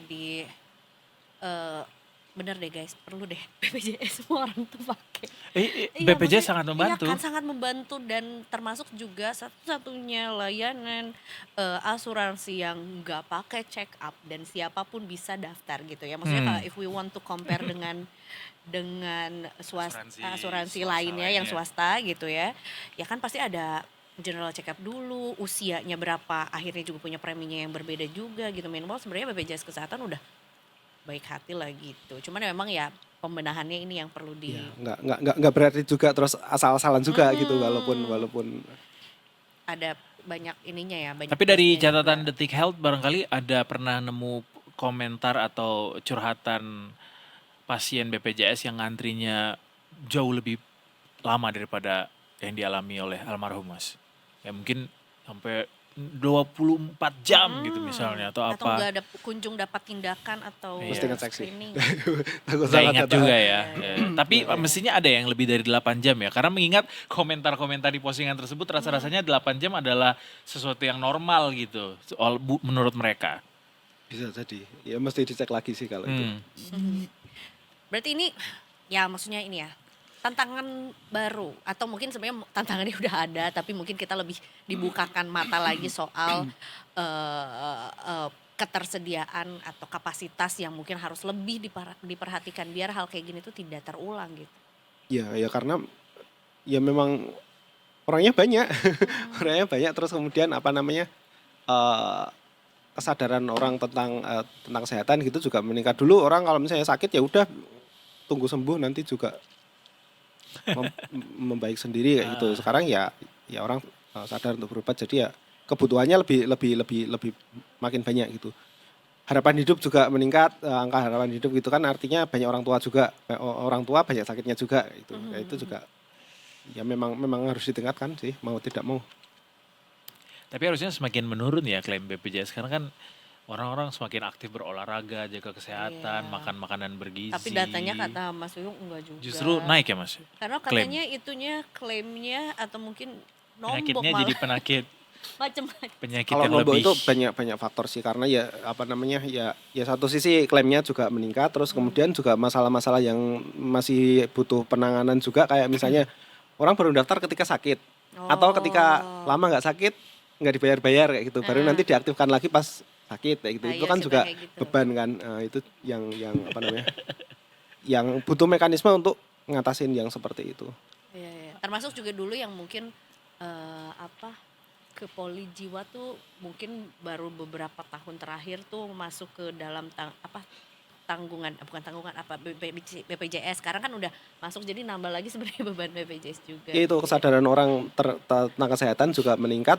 Ya akhirnya tuntutannya juga meningkat juga. Maksudnya yang tadinya cuman pegel-pegel gitu ya mikirnya kerokan sembuh gitu. Ya orang sekarang butuhnya periksa. Mastiin ini sakit pegel-pegelnya kenapa gitu. Berarti sosialisasi tentang betapa pentingnya BPJS Kesehatan untuk masyarakat Indonesia itu harus lebih digalakin lagi dong. Iya, Kalau penetrasi Dan soal pembenahan juga harus pembenahan juga. diupayakan. BPJS sudah komentar Mas? Ada komentar. Apa ya tadi lupa aku. Tapi yang pasti sih nggak jadi alasan untuk nolak pasien, untuk membeda-bedakan pasien kayak gitu. Ya, itu tadi salah satunya kalau misalnya alasannya karena kelasnya kepakai semua kayak gitu, dimungkinkan untuk ganti ke kelas yang di atasnya tanpa nambah biaya gitu. Paling cuman dibatasin aja. Termasuk berapa juga lamanya gitu. diskriminasi itu tidak dibenarkan lah gitu ya. Iya, Ketika iya, memang nggak boleh. kondisinya Tidak cukup. iya, bisa walaupun memang juga nanti di fasilitasi ruang itu IGD ya. juga pastikan dilihat dulu nih mana yang memang kalau udah Emergensi atau enggak. emergensinya gitu ya. Gitu. Tapi diskriminasi soal BPJS umum pribadi swasta itu nggak dibenarkan lah Stop lah. dimanapun. Pelanggaran Iya, stop stop kecelakaan. diskriminasi itu ya. Kita nggak pernah tahu hidup orang seperti apa. Jadi ketika kita dapat privilege untuk bisa punya fasilitas kesehatan yang lebih baik dari dia, ya udah bersyukur aja tanpa harus mendiskriminasikan yang lain gitu. Betul, dan stop juga bully sih. Hati-hati komentar di Iyalah. sosial media Iya, sih karena ada kecenderungan menurut gue. ketika kita di sosial media itu apa namanya di sosial media kan kita nggak berhadapan langsung dengan orangnya ya orang cenderung lebih galak lebih ceplas-ceplos lebih nggak peduli Apalagi kalau udah apa pakai yang second dia- account Mas. nah itu dia Ava kartun. Apa Kar? Iya. Telur. Akun telur. Iya. Itu dia yang membuat orang akhirnya ya lupa kalau dia itu lagi ngomentarin seseorang yang di baliknya itu ada jiwa yang ceritanya, terluka iya. gitu-gitulah. Betul. You don't know everyone's Situasinya struggle seperti apa. gitu. Iya benar. Kehilangan empatinya itu di situ biasanya. Kalau kata komentar di TikTok tuh, it's someone's life by the way. Gitu. Keren. Jadi Artinya Kak, Iya sih. Emang iya. mensana in corpore sano. Sano. Karena nggak ada empati, saya ganti Kimpul. Sorry. Nggak gitu dong. Mas nyampe nggak ke FYP-nya Mas? Kimpul. Ibu-ibu yang Nyampe lah. Iya kan? Kita bahas juga kok Iya, itu. ya kan? di Bagus kan iya. Kimpul untuk kesehatan. Mas Kimpul sama Talas sama nggak? Sejenis, ya sejenis. Umbi-umbian aja Oh, kan, umbi-umbian. tapi mereka beda spesies. I don't know. Satu genus tapi beda spesies. kali Iya ya. gitu, satu family. Iyalah tumbuhan. Menurut lo satu kingdom. Kingdom Divisio. Gitu. Oke deh, undang dong Mas Ibu Black Sheep itu. Bukannya pernah ya? Belum. Kita belum. Belum. Tam-tam yang kita pernah Detik undang. pagi apa ya? Lupa aku. Online sih, seingatku. Oh. Kayaknya ya. Di Detik Sore belum Mas. Yang program lain belum Ajakin lah. tahu kita. Nanti hostnya kita ganti Kimpul. Apa sih Mas Kimpul itunya bahasa awamnya kalau Ya, kita? talas, semacam Talas apa? talas itu. Tuh Talas tahu. Enggak apalah aku jenis-jenisnya. Talas apa? Ada Kimpul. spesifiknya gitu tahu. Talas tumbuhan udah bener. Tuh kata CNN nih, sorry banget Detikom. Satu perusahaan anyway, satu sister company. Duh, kenapa ini susah lagi? Katanya Kimpul itu menurut Beauty Nesia Keren. ya tetap susah lagi nyari jadi. Oh ini nih. Studi Vidina Mutiahwari, jurnal bla bla bla. Kimpul ini dikenal dengan nama talas belitung, tanaman talas dari famili Arachea. Oke. Jenis umbi-umbian yang kandungan gizinya baik. Belitung. Jadi dia talas juga, cuma mungkin talasnya talas Belitung. Iya itu kan Talas ada Talas Bogor Bogor, beda. Iya. Harus naik pesawat dulu tuh. Iya, harus ketemu Laskar Pelangi dulu kita. Teman-teman NTFC. Ya udah, kita tinggalkan Kimpul dan juga cerita-cerita dari Keseruan. BPJS Kesehatan ini. Kita ke NTMC Polri dulu. Kita akan menuju ke teman-teman di lapangan untuk mengetahui kondisi traffic sore hari ini. Sore hari ini ketemu sama Brigadir Jessica. Bribda Jessica. Selamat sore. Selamat sore Bribda Jessica. Selamat sore Edo dan juga Asia. Sudah snacking apa sore ini Bribda Jessica? Cemilan sorenya apa Bribda Jessica? Kebetulan belum ada ini. Ya ampun, kasihan. Sini, kesini kita punya banyak. Kita punya Dubai Siap. Chewy Cookie pakai Kimpul. Dubai Chewy Cookie pakai Kimpul. Tahu Kimpul nggak tapi? Apaan tuh, kurang tahu Tuh, saya. nggak nyampe ke Bribda Jessica. Karena katanya. ya nggak dom scrolling dia. Which is good juga Which ya. is good gitu. Pakaikan air Oke di deh. daun Kalau gitu, Kimpul. Bribda Jessica silakan dengan laporannya. Baik, terima kasih Edo dan juga Asia. Kembali kami informasikan kondisi arus lalu lintas melalui pantauan CCTV Korlantas Polri. Untuk kondisi arus lalu lintas dari kawasan pertama, JPO Senayan Barat. Arus lalu lintas dari arah Gatot Subroto menuju ke Selipi maupun Semanggi menuju ke arah Kuningan dan Cawang. Sore hari ini sudah mengalami peningkatan volume arus lalu lintas, bertepatan juga dengan jam pulang perkantoran. Untuk kondisi arus lalu lintas ramai cenderung melambat. Harap para pengendara untuk tetap waspada dan tidak menerobos jalur berlawanan arah pada kawasan ini. Selanjutnya untuk kondisi arus lalu lintas dari DPR MPR Jakarta Selatan. Peningkatan volume arus lalu lintas juga terjadi pada kawasan ini khususnya dari arah Selipi menuju ke Gatot Subroto dan juga tol dalam kota Semanggi menuju ke Tomang dan sebaliknya. Namun kondisi arus lalu lintas masih dalam kondisi ramai mengalir lancar meskipun sudah terjadi peningkatan volume arus lalu lintas. Dan untuk arus lalu lintas pada kawasan ini juga didominasi oleh kendaraan roda 4. Hindari perpindahan jalur secara mendadak dan selalu gunakan lampu sein saat akan berpindah jalur demi keselamatan bersama. Selanjutnya kondisi arus lalu lintas dari Pospol PJR Suramadu, Jawa Timur. Kondisi arus lalu lintas pada kawasan ini secara keseluruhan masih dalam kondusif lancar. Dari Jalan Mohnur menuju Jembatan Suramadu maupun sebaliknya. Kepada para pengendara harap jaga kecepatan maksimal kendaraan Anda dan selalu perhatikan rambu lalu lintas dikarenakan daerah ini sering terjadi angin laut yang kencang terutama pada kendaraan roda 2. Selanjutnya kawasan yang terakhir, Simpang Japanen Porong, Sidoarjo, Jawa Timur. Pemirsa, untuk kondisi arus lalu lintas pada kawasan ini relatif ramai lancar. Dari arah Surabaya menuju ke Malang maupun yang akan menuju ke arah Mojokerto. Pengendara dapat menempuh kecepatan normal yang didominasi oleh kendaraan roda 2, namun juga banyak kendaraan besar pada kawasan ini. Antisipasi kendaraan didominasi angkutan berat, bus dan truk, serta pejalan kaki yang berlalu lalang di kawasan ini. Mari tertib berlalu lintas untuk menciptakan keamanan, kelancaran, dan ketertiban arus lalu lintas. Untuk kondisi arus lalu lintas lengkapnya, Anda dapat menghubungi call center kami di 15669 atau bisa cek Instagram kami di @korlantaspolri.ntmc.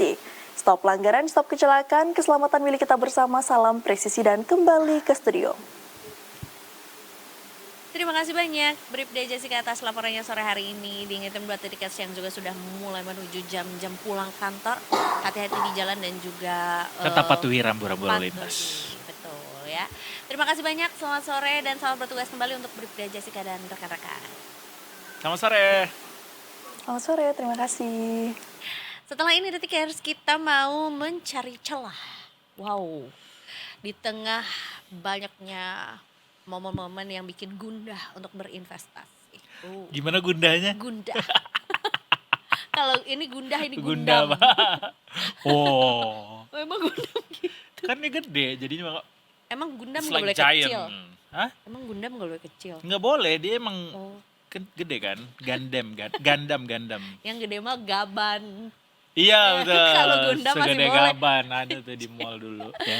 Ini kita mau bahas soal mungkin Detikers yang melihat situasi sekarang yang cukup banyak gejolak dan juga gebrakan. Gejolak kaula muda.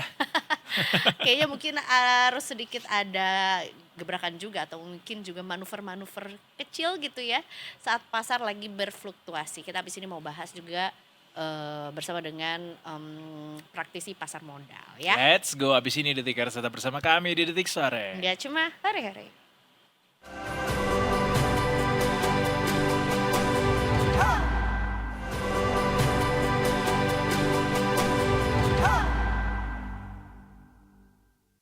Gue bilang nih.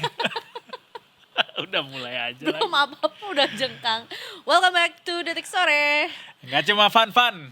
Dan ini adalah satu segmen yang paling cocok dengan outfitnya Kak Edo hari ini juga ya. Udah sunset dia dari jam 3 sore tadi ya kan. Gimana perwakilan dari Batu Karas? Apa yang mau disampaikan? Aku siap membawa kalian berselancar menuju ke pantai-pantai indah di seluruh dunia. Mantap ya. Tapi bagaimana kalau kita berselancar dulu di pasar modal? Itu dia. Jangan sampai kita malah sunset duluan. Coy. Coy Ini ya. belum sunset sih Enggak untuk sih pasar ya. modal ya. Enggak Enggak lah. lah. Kita sekarang mau ngobrol sama seorang praktisi pasar modal. Gimana caranya kita bisa tetap berselancar dengan nyaman Yes. di pasar keuangan. Di tengah Keren nih. kondisi gejolak kaula muda. Gejolak yang banyak yang tidak pasti Ya, gitu gejolak. ya. Inilah ya geopolitik global, dalam negeri, luar negeri gitu. Macam-macam lah, banyak gejolak sekarang ini. Saya akan lawan. Habis ini kita akan ngobrol bareng sama Mas Rian Pratama. Praktisi pasar modal, selamat sore. Iya, sore-sore. Halo Selamat sore teman-teman. Mas Rian, senang bisa mampir ke Detik Sore. Gimana, tendian macet nggak tadi? Untung aman sih. Lancar Kebetulan jaya ya dari justru. naik heli tadi Iya, ya. ya naik heli langsung aduh di atas tower kita.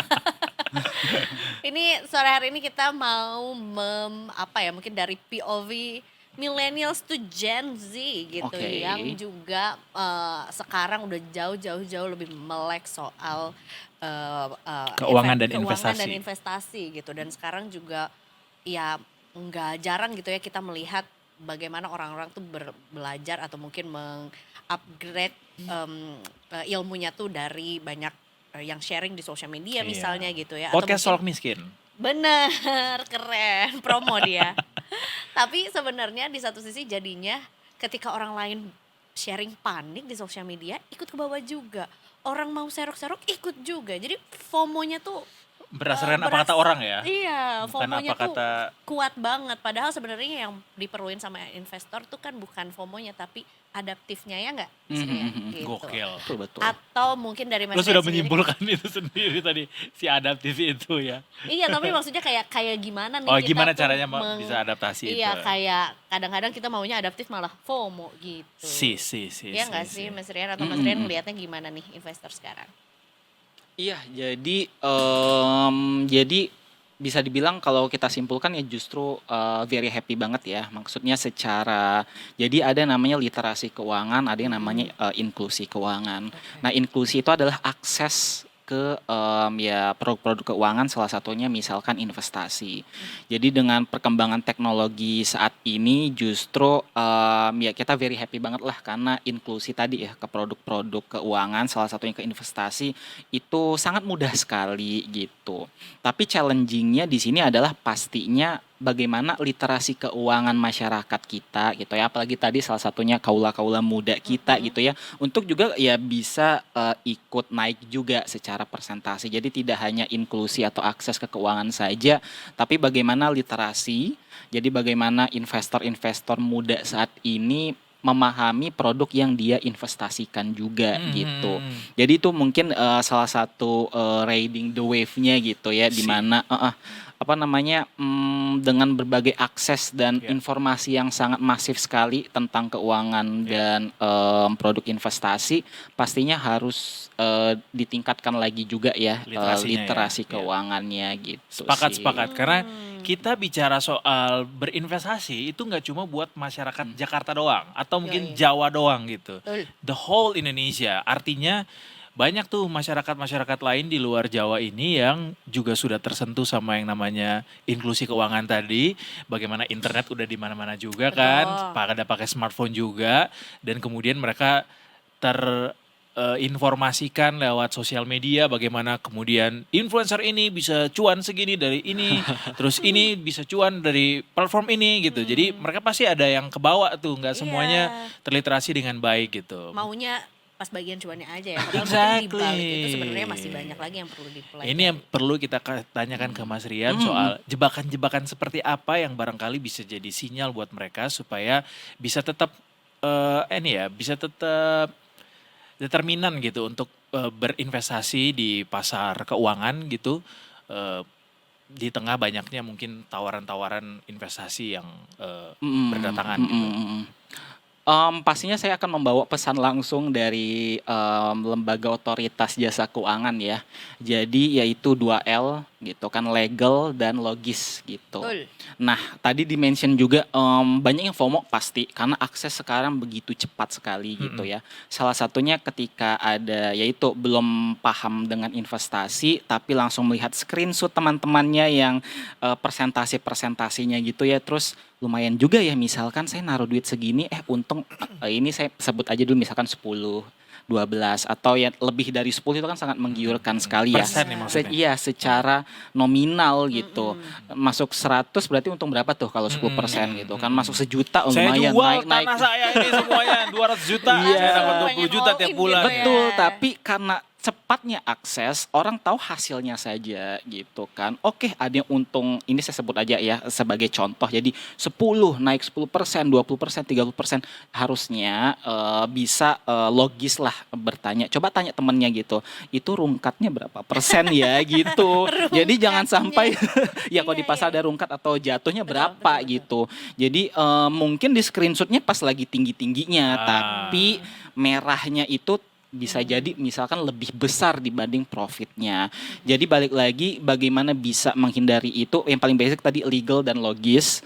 Karena logis aja lah kalau misalkan ada influencer atau penyampai informasi ya, kalau berdasarkan definisi OJK sekarang bisa untung berkali lipat gitu ya. Secara logisnya kalau manusia kan cukup serakah ya gitu. Pasti nggak mau sharing-sharing informasi itulah gitu ya. Pasti semua orang udah kaya di dunia ini gitu ya. Betul. Banyak yang Nah, bagaimana dalam investasi itu kita harus bisa enjoy the process gitu. Investasi itu bedanya investasi dengan simpanan apa tabungan ya. Tabungan itu ya simpanan duit kita. Investasi itu pasti melekat ada resiko gitu.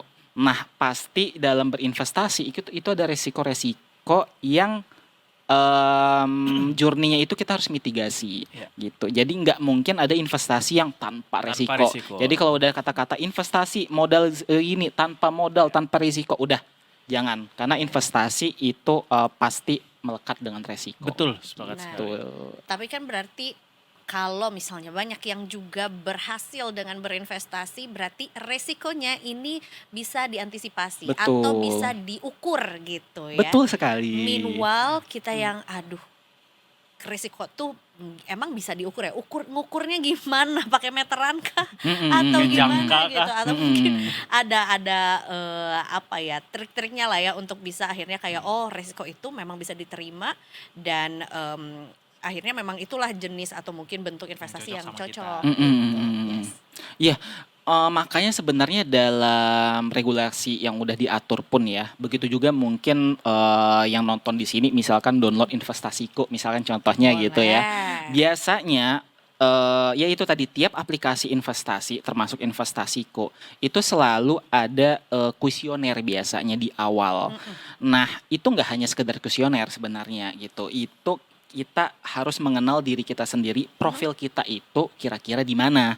Apakah konservatif, apakah moderat, apakah agresif gitu. Nah, jadi itu bukan cuman kuesioner yang kita isi asal-asalan. Jadi itu kita harusnya itu basic sekali sih dengan kita mendaftar akun aplikasi investasi. Ketika kita mengisi itu ya sebenarnya harus diisi dengan sebenar-benarnya gitu salah satunya.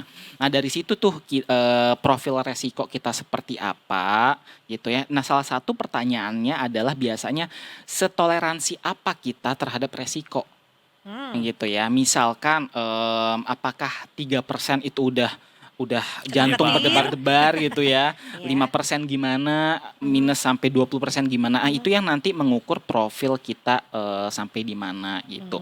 Nah, ketika mengaplikasikannya juga ketika ingin berinvestasi, ya sudah kita stay di situ sih gitu. Jadi yang paling penting adalah tadi jangan cuannya dulu. Jangan profitnya dulu, tapi bagaimana kita tadi bisa memitigasi resiko. Kenal sama diri kita sendiri, minus merahnya itu sampai maksimal berapa kita udah gitu ya. Kayaknya nggak bisa tuh di situ. Nah, di situ baru selanjutnya nanti kita dari profil tadi, baru tadi kita bisa ke obligasi kah, reksadana kah, atau saham. Next atau stepnya gitu. Nah, itu paling tadi sih journey tadi sih yang mungkin kurang dipahami dan juga diimplementasikan dengan benar oleh banyak investor. Masyarakat kita tuh soalnya suka pengen yang cepet-cepet, instan. Itu mungkin skip aja tuh kali ya. Iya. Ini mah nggak salah. Iya apa nih gitu ya. Padahal sebenarnya itu satu step awal yang krusial gitu ya untuk menentukan ya perjalanan berinvestasi ke depannya juga gitu ya kan. Termasuk juga berarti setiap profil itu juga kan punya resikonya masing-masing. Nah, termasuk juga strateginya masing-masing juga gitu. Betul. Nah, amunisi apa aja yang mungkin baik itu mau yang moderate, baik itu yang agresif maupun juga konservatif, itu apa yang harus core-nya yang dimiliki sama masing-masing investor tuh? Uang. Iya sih, kok betul gak kepikiran ya. Bener juga. Apa, Mas? Betul. Ya salah satunya tadi betul, uang. Dikonfirmasi Mas Rian. Tanpa perlu harus ditanya dulu itu pasti udah jadi. Maksudnya ya bisa aja kita, ya penting juga sih maksudnya sebelum kita memiliki uang pasti pengetahuan terhadap investasi itu sendiri ya. Cuman salah satu modelnya adalah tadi sih balik lagi kita harus bisa journey sih pengalaman investasi seperti apa. Nah, salah satunya adalah ketika kita ingin berinvestasi pastinya kita harus paham. Jadi nggak hanya based on berdasarkan history ini pernah untung berapa sekian persen ini gitu ya. Karena itu memang bisa menjadi salah satu referensi. Tapi kinerja masa lalu itu tidak menjamin kinerja masa depan. Pahamnya tuh sampai mana, Mas? Let's say kita bicara pasar modal gitu. Apa tingkat pemahaman standar yang perlu kita punya untuk ngejar di pasar modal? Oke, standar ya. Salah satunya sih fundamental sih. Oke. Yang paling banyak di investor saat ini itu too much assumption gitu. Jadi menarik. selalu berdasarkan asumsi-asumsi data. Gue banget tuh. Maksudnya manusia tempatnya berasumsi kan. Iya, iya, iya. Jadi itu sih ya mungkin beberapa data bisa saja mungkin masih proyeksi ya. Salah satunya kan itu sifatnya asumsi juga. Cuman paling basic adalah ketika kita ingin terjun ke suatu instrumen investasi gitu ya. Bahkan yang paling low resiko lah misalkan salah satunya ya misalkan obligasi atau reksadana pasar uang gitu ya jenisnya. Itu kita harus benar-benar tahu definisinya apa. Paling minimal deh pakai analisis 5W1H deh. Gitu. Ini investasi apa? Investasinya gimana gitu ya. Sampai dia itu nanti kena dampak seperti apa. Jadi benar-benar ya paling minimal 5W1H deh. Atau paling basic banget pros cons-nya deh. Gitu ya. Plusnya investasi di sini gimana, minusnya gimana. Nah, ketika kita ada perbandingan data, itu kan udah data ya. Kita kumpulin. Nah, silahkan tuh kira-kira tadi balik lagi ke profilnya nyamannya seperti apa. Dan ya tadi saya belum mention tujuannya apa. Oh iya. Gitu. Benar. Karena bisa aja dia profil resikonya misalkan anggap saja konservatif, tapi misalkan ada tujuan yang sangat panjang sekali, salah satunya Beli rumah misalnya. beli rumah atau yang lebih panjang lagi dana pensiun Oke. gitu ya. Jadi ya tadi berbeda-beda sesuai dengan tujuannya juga seperti itu. Fundamental itu tadi ya. Iya. Kita iya. bicara lagi soal substansi Mm-mm. episode hari ini, yaitu pasar berfluktuasi gitu. Oke. Saat ini kan fluktuasi pasar does real exist gitu ya, mau dimanapun itu gitu. Nah, bicara pasar modal deh sekarang yang saat ini fluktuasinya naik turun banget gitu. Apa harusnya sikap kita ketika pasar tuh sedang bergejolak, Mas? Artinya misalnya kita sudah invest nih misalnya di pasar modal. Kemudian ketika pasar bergejolak, step pertama yang harus kita lakukan supaya bisa mengamankan aset kita tuh apa? Ini mungkin dari perspektif saya juga ya dengan ya melihat misalkan beberapa bulan ke belakang gitu ya. Jadi ada tadi ya maksudnya kita memang ketika memutuskan sesuatu harus berdasarkan data itu sangat penting sekali gitu ya. Cuman ada kalanya ketika kita melihat data itu bahasanya kalau di pasar itu too noisy gitu ya, sangat mengganggu sekali sehingga kita nggak bisa jernih melihat data ini sebenarnya arahnya kemana.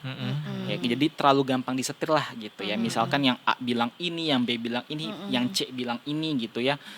Yang mungkin jadi kita buat pusing gitu ya. Nah, balik lagi secara psikologi kan kalau kita pusing gimana tuh? Ya istirahat misalkan gitu ya. Atau Iya. misalkan menjauh dari keramaian yang begitu banyak Hiruk suara. pikuk Iya, ya. hiruk pikuk. Minum Ya, obat Betul.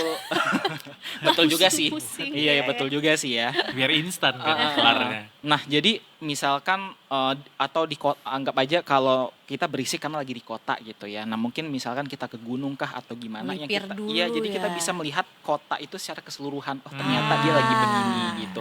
Nah, ada kalanya juga ketika pasar tadi lagi bergejolak, ada kalanya ya sudah misalkan kalau di saham misalkan bahasanya ada cut loss gitu ya, atau kita ya benar-benar menyelamatkan karena kita udah nggak tahu lagi ini arahnya kemana, benar-benar sangat kalau sungai atau danau sangat keruh sekali, kita nggak bisa lihat tuh itu ada ikan, Dasarnya iya apa? ada ikan apa aja tuh di sana gitu ya, atau tadi kalau di pasar lagi rame banget, nggak ada yang salah untuk ya sudah kita step aside gitu ya, kayak oke, gua mundur dulu nih gitu. Salah satunya makanya ada kadang beberapa bahasa bilang cash is the king gitu. Ya udah it's okay.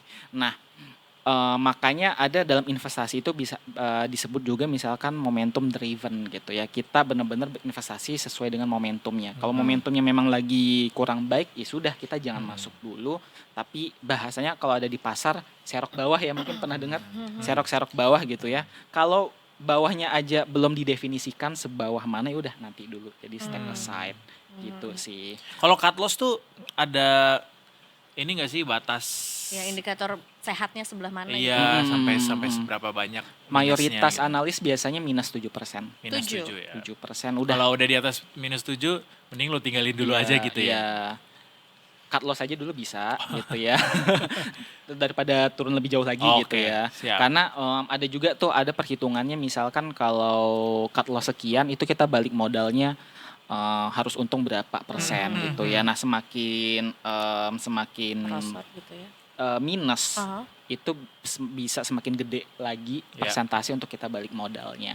Seperti Iya. itu. Makanya rata-rata analis sih konsensusnya biasanya selalu minus 7 itu sudah batas. paling iya. From start gitu. berarti ya.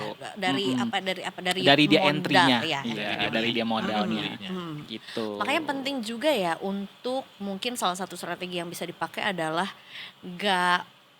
jangan karena punya perusahaan atau saham favorit di situ aja nambah terusnya gitu, akhirnya jadi nggak diversifikasi atau mungkin I used to be that kind of man.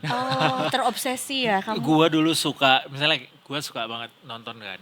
Terus gua beli saham yang Sekarang lagi ke apa nih? Lagi ya suka itulah ke- pokoknya. Oke. Terus habis itu gue koleksi sebanyak-banyaknya. Harganya turun. Mm-mm. Terus nyangkut banyak banget. Jadi sekarang unsubscribe. nyangkut aja dia di Bete, situ. oh. Demi perfilman Indonesia. Aku Keren. serahkan uangku. Oh yang production ini ya sinetron favorit lu itu kan?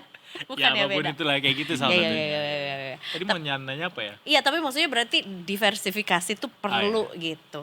Semana kita bisa spread ya sebanyak duitnya kita ya. Tapi maksudnya Atau minimalnya ya. Minimalnya Minimal gimana? diversifikasi berapa banyak gitu kalau pasar modal. Sebenarnya nggak ada aturan yang sangat bagus sekali sih gitu ya. Minimum kita harus Di berapa keranjang gitu iya misalnya. di berapa keranjang, di berapa instrumen gitu ya. Begitu pula baik minimalnya maupun maksimalnya gitu ya. Cuman untuk misalkan secara umum, apalagi untuk nasabah-nasabah investor-investor yang baru gitu ya, setidaknya itu 3-7. Gitu. Jadi kenapa 3? Setidaknya untuk investor-investor baru yang satu minus, 2 hijau lumayan ya Betul. gitu ya. Atau 1 hijau 2 merah lumayan ya. Cuman ya nangis juga sih kalau 3-3-nya merah gitu misalkan. kayak ada yang harus Iya. direvisi nih. Sesuatu yang tidak bisa dihindari juga ya. Betul. Tapi kan setidaknya kalau satu bener-bener satu banget, kalau nggak merah hijau cuman itu aja kan. Tapi kalau 3 setidaknya ada tadi betul ada diversifikasi. Jadi setidaknya ada chance yang yang hijau maupun yang merah setidaknya seperti itu. Tapi balik lagi itu sesuai tujuan masing-masing sih gitu. Tapi kalau tadi untuk yang baru banget setidaknya 3-7 itu udah oke. Buat pemula, rekomendasi pilihan instrumen diversifikasi ketika dia terjun berinvestasi. Wih, rhyming semua tuh. Keren. Makasih. Makasih. Apa Mas? Banyak Pilihan. banget sih ini pemulanya seperti apa. Kalau misalkan pemula untuk yang terbatas dananya, itu ada instrumen investasi namanya reksadana yang bisa mulai dari 10.000. Bahkan beberapa produk reksadana itu ada yang dia buat prospektusnya mulai dari 1.000 bahkan. Berapa gitu persen ya. tuh dari total modal dia bisa alokasikan buat reksadana untuk si pemula banget ini? Bisa semuanya, misalkan dia pemula banget ya, bisa semuanya. Kenapa? Karena kalau reksadana itu kan sebuah produk investasi ya kan. Jadi dia kan ada kontrak investasi kolektif. Jadi itu perhimpunan dana yang nanti dikelola oleh manajer investasi. Yang nanti disebar secara otomatis oleh fund manager tuh gitu kan, oleh manajer investasi kemana.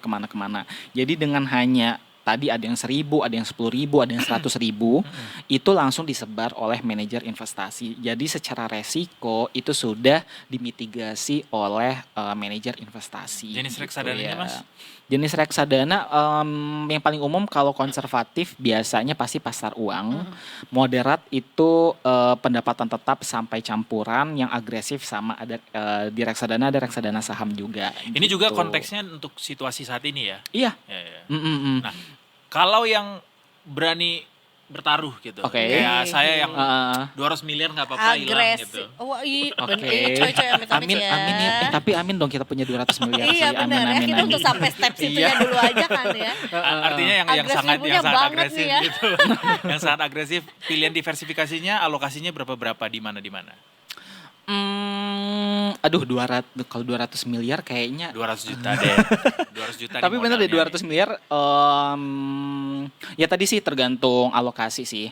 Jadi kalau misalkan untuk pemula banget ya, itu bisa aja bener-bener dia 100% coba aja dulu nggak apa-apa. Jadi sebenarnya dalam investasi nggak ada yang salah, nggak ada yang benar ya. Jadi nggak apa-apa sama sekali misalkan dia full di pasar modal, di pasar uang misalkan, pasar uang gitu. Ataupun misalkan obligasi, di investasi kok ada obligasi juga kan ya, obligasi langsung ataupun reksadana pendapatan tetap. Gitu. Nah, tapi itu banyak banget fitur-fiturnya biasanya. Ada yang fitur bagi hasil mirip benar-benar obligasi yang tiap bulan gitu ya. Ada yang benar-benar sesuai dengan istilahnya kok di reksadana itu nilai aktiva bersih NAB-nya gitu. Jadi benar-benar sih. Nah, tergantung lagi sih pengalaman saya sendiri, ada yang nasabah bener-bener nggak mau turun sama sekali gitu misalkan. Oh, merem aja Iya, dia kayak pokoknya terserah gitu ya. Kalau yang udah bener-bener dia disclaimer seperti itu, berarti bukan konservatif sekali sih, very very very very konservatif gitu ya. Nah itu bisa bener-bener di pasar uang yang sama fund manager itu taruh di deposito bank ataupun langsung ke obligasi negara.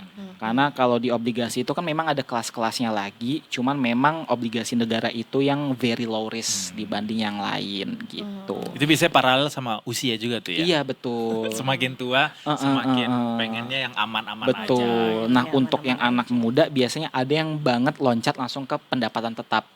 Ya, itu yang masih moderat juga lah gitu. Gitu sih. Lebih ke saya balik lagi lebih ke profilnya dulu itu seperti apa. Terkait dengan diversifikasinya itu bisa mengikuti bahkan bisa di-adjust, bisa 1 bulan, 6 bulan atau bahkan setahun. Betul, itu bisa berubah-berubah banget sih gitu. Mantap Mas Rian. Seru. Saya mau chip in 200 rupiah. Belum ada ya yang bisa dibeli dengan 10.000 aja tuh udah kayak murah banget ini. Iya, tapi yang jelas berarti kita step back, mundur dulu, kita cek dulu ya kan apakah sebenarnya investasi yang kita lakukan atau bahkan mau kita mulai itu udah sesuai atau belum? Udah sesuai belum sama profil kita gitu ya. Udah sesuai belum? Udah dong. Mas Rian terima kasih banyak ya. Udah sharing sama kita juga, jadi tentunya biar kita nggak salah langkah gitu ya. Betul. Terutama juga menghadapi dunia investasi yang juga sangat fluktuatif ini. Begitu. Kadang-kadang tuh orang bicara soal investasi ini ya, mereka sebenarnya udah tahu, cuma butuh diingetin lagi aja gitu. Makanya terus-terus kita benturkan sampai dia terbentuk gitu ya. Keren, mantap malah Kak. Terima kasih sekali lagi Mas Rian. Dan juga Detikers, terima kasih banyak sudah nonton Detik Sore hari ini. Kita akan kembali lagi besok tentunya di jam yang sama, jam 3 sampai jam 5:30 sore. Dan kita punya tagline ya Mas Rian, jadi kalau kita bilang Detik Sore, boleh dijawab dengan nggak cuma hore-hore ya. Ke kamera yang ada di depan sana ya. Waktunya Eiza Malvira pamit. Eduardo Simoraki dan seluruh kru yang bertugas hari ini juga pamit. Kita ketemu lagi besok tentunya cuma di Detik Sore. Nggak cuman hore-hore. See you tomorrow.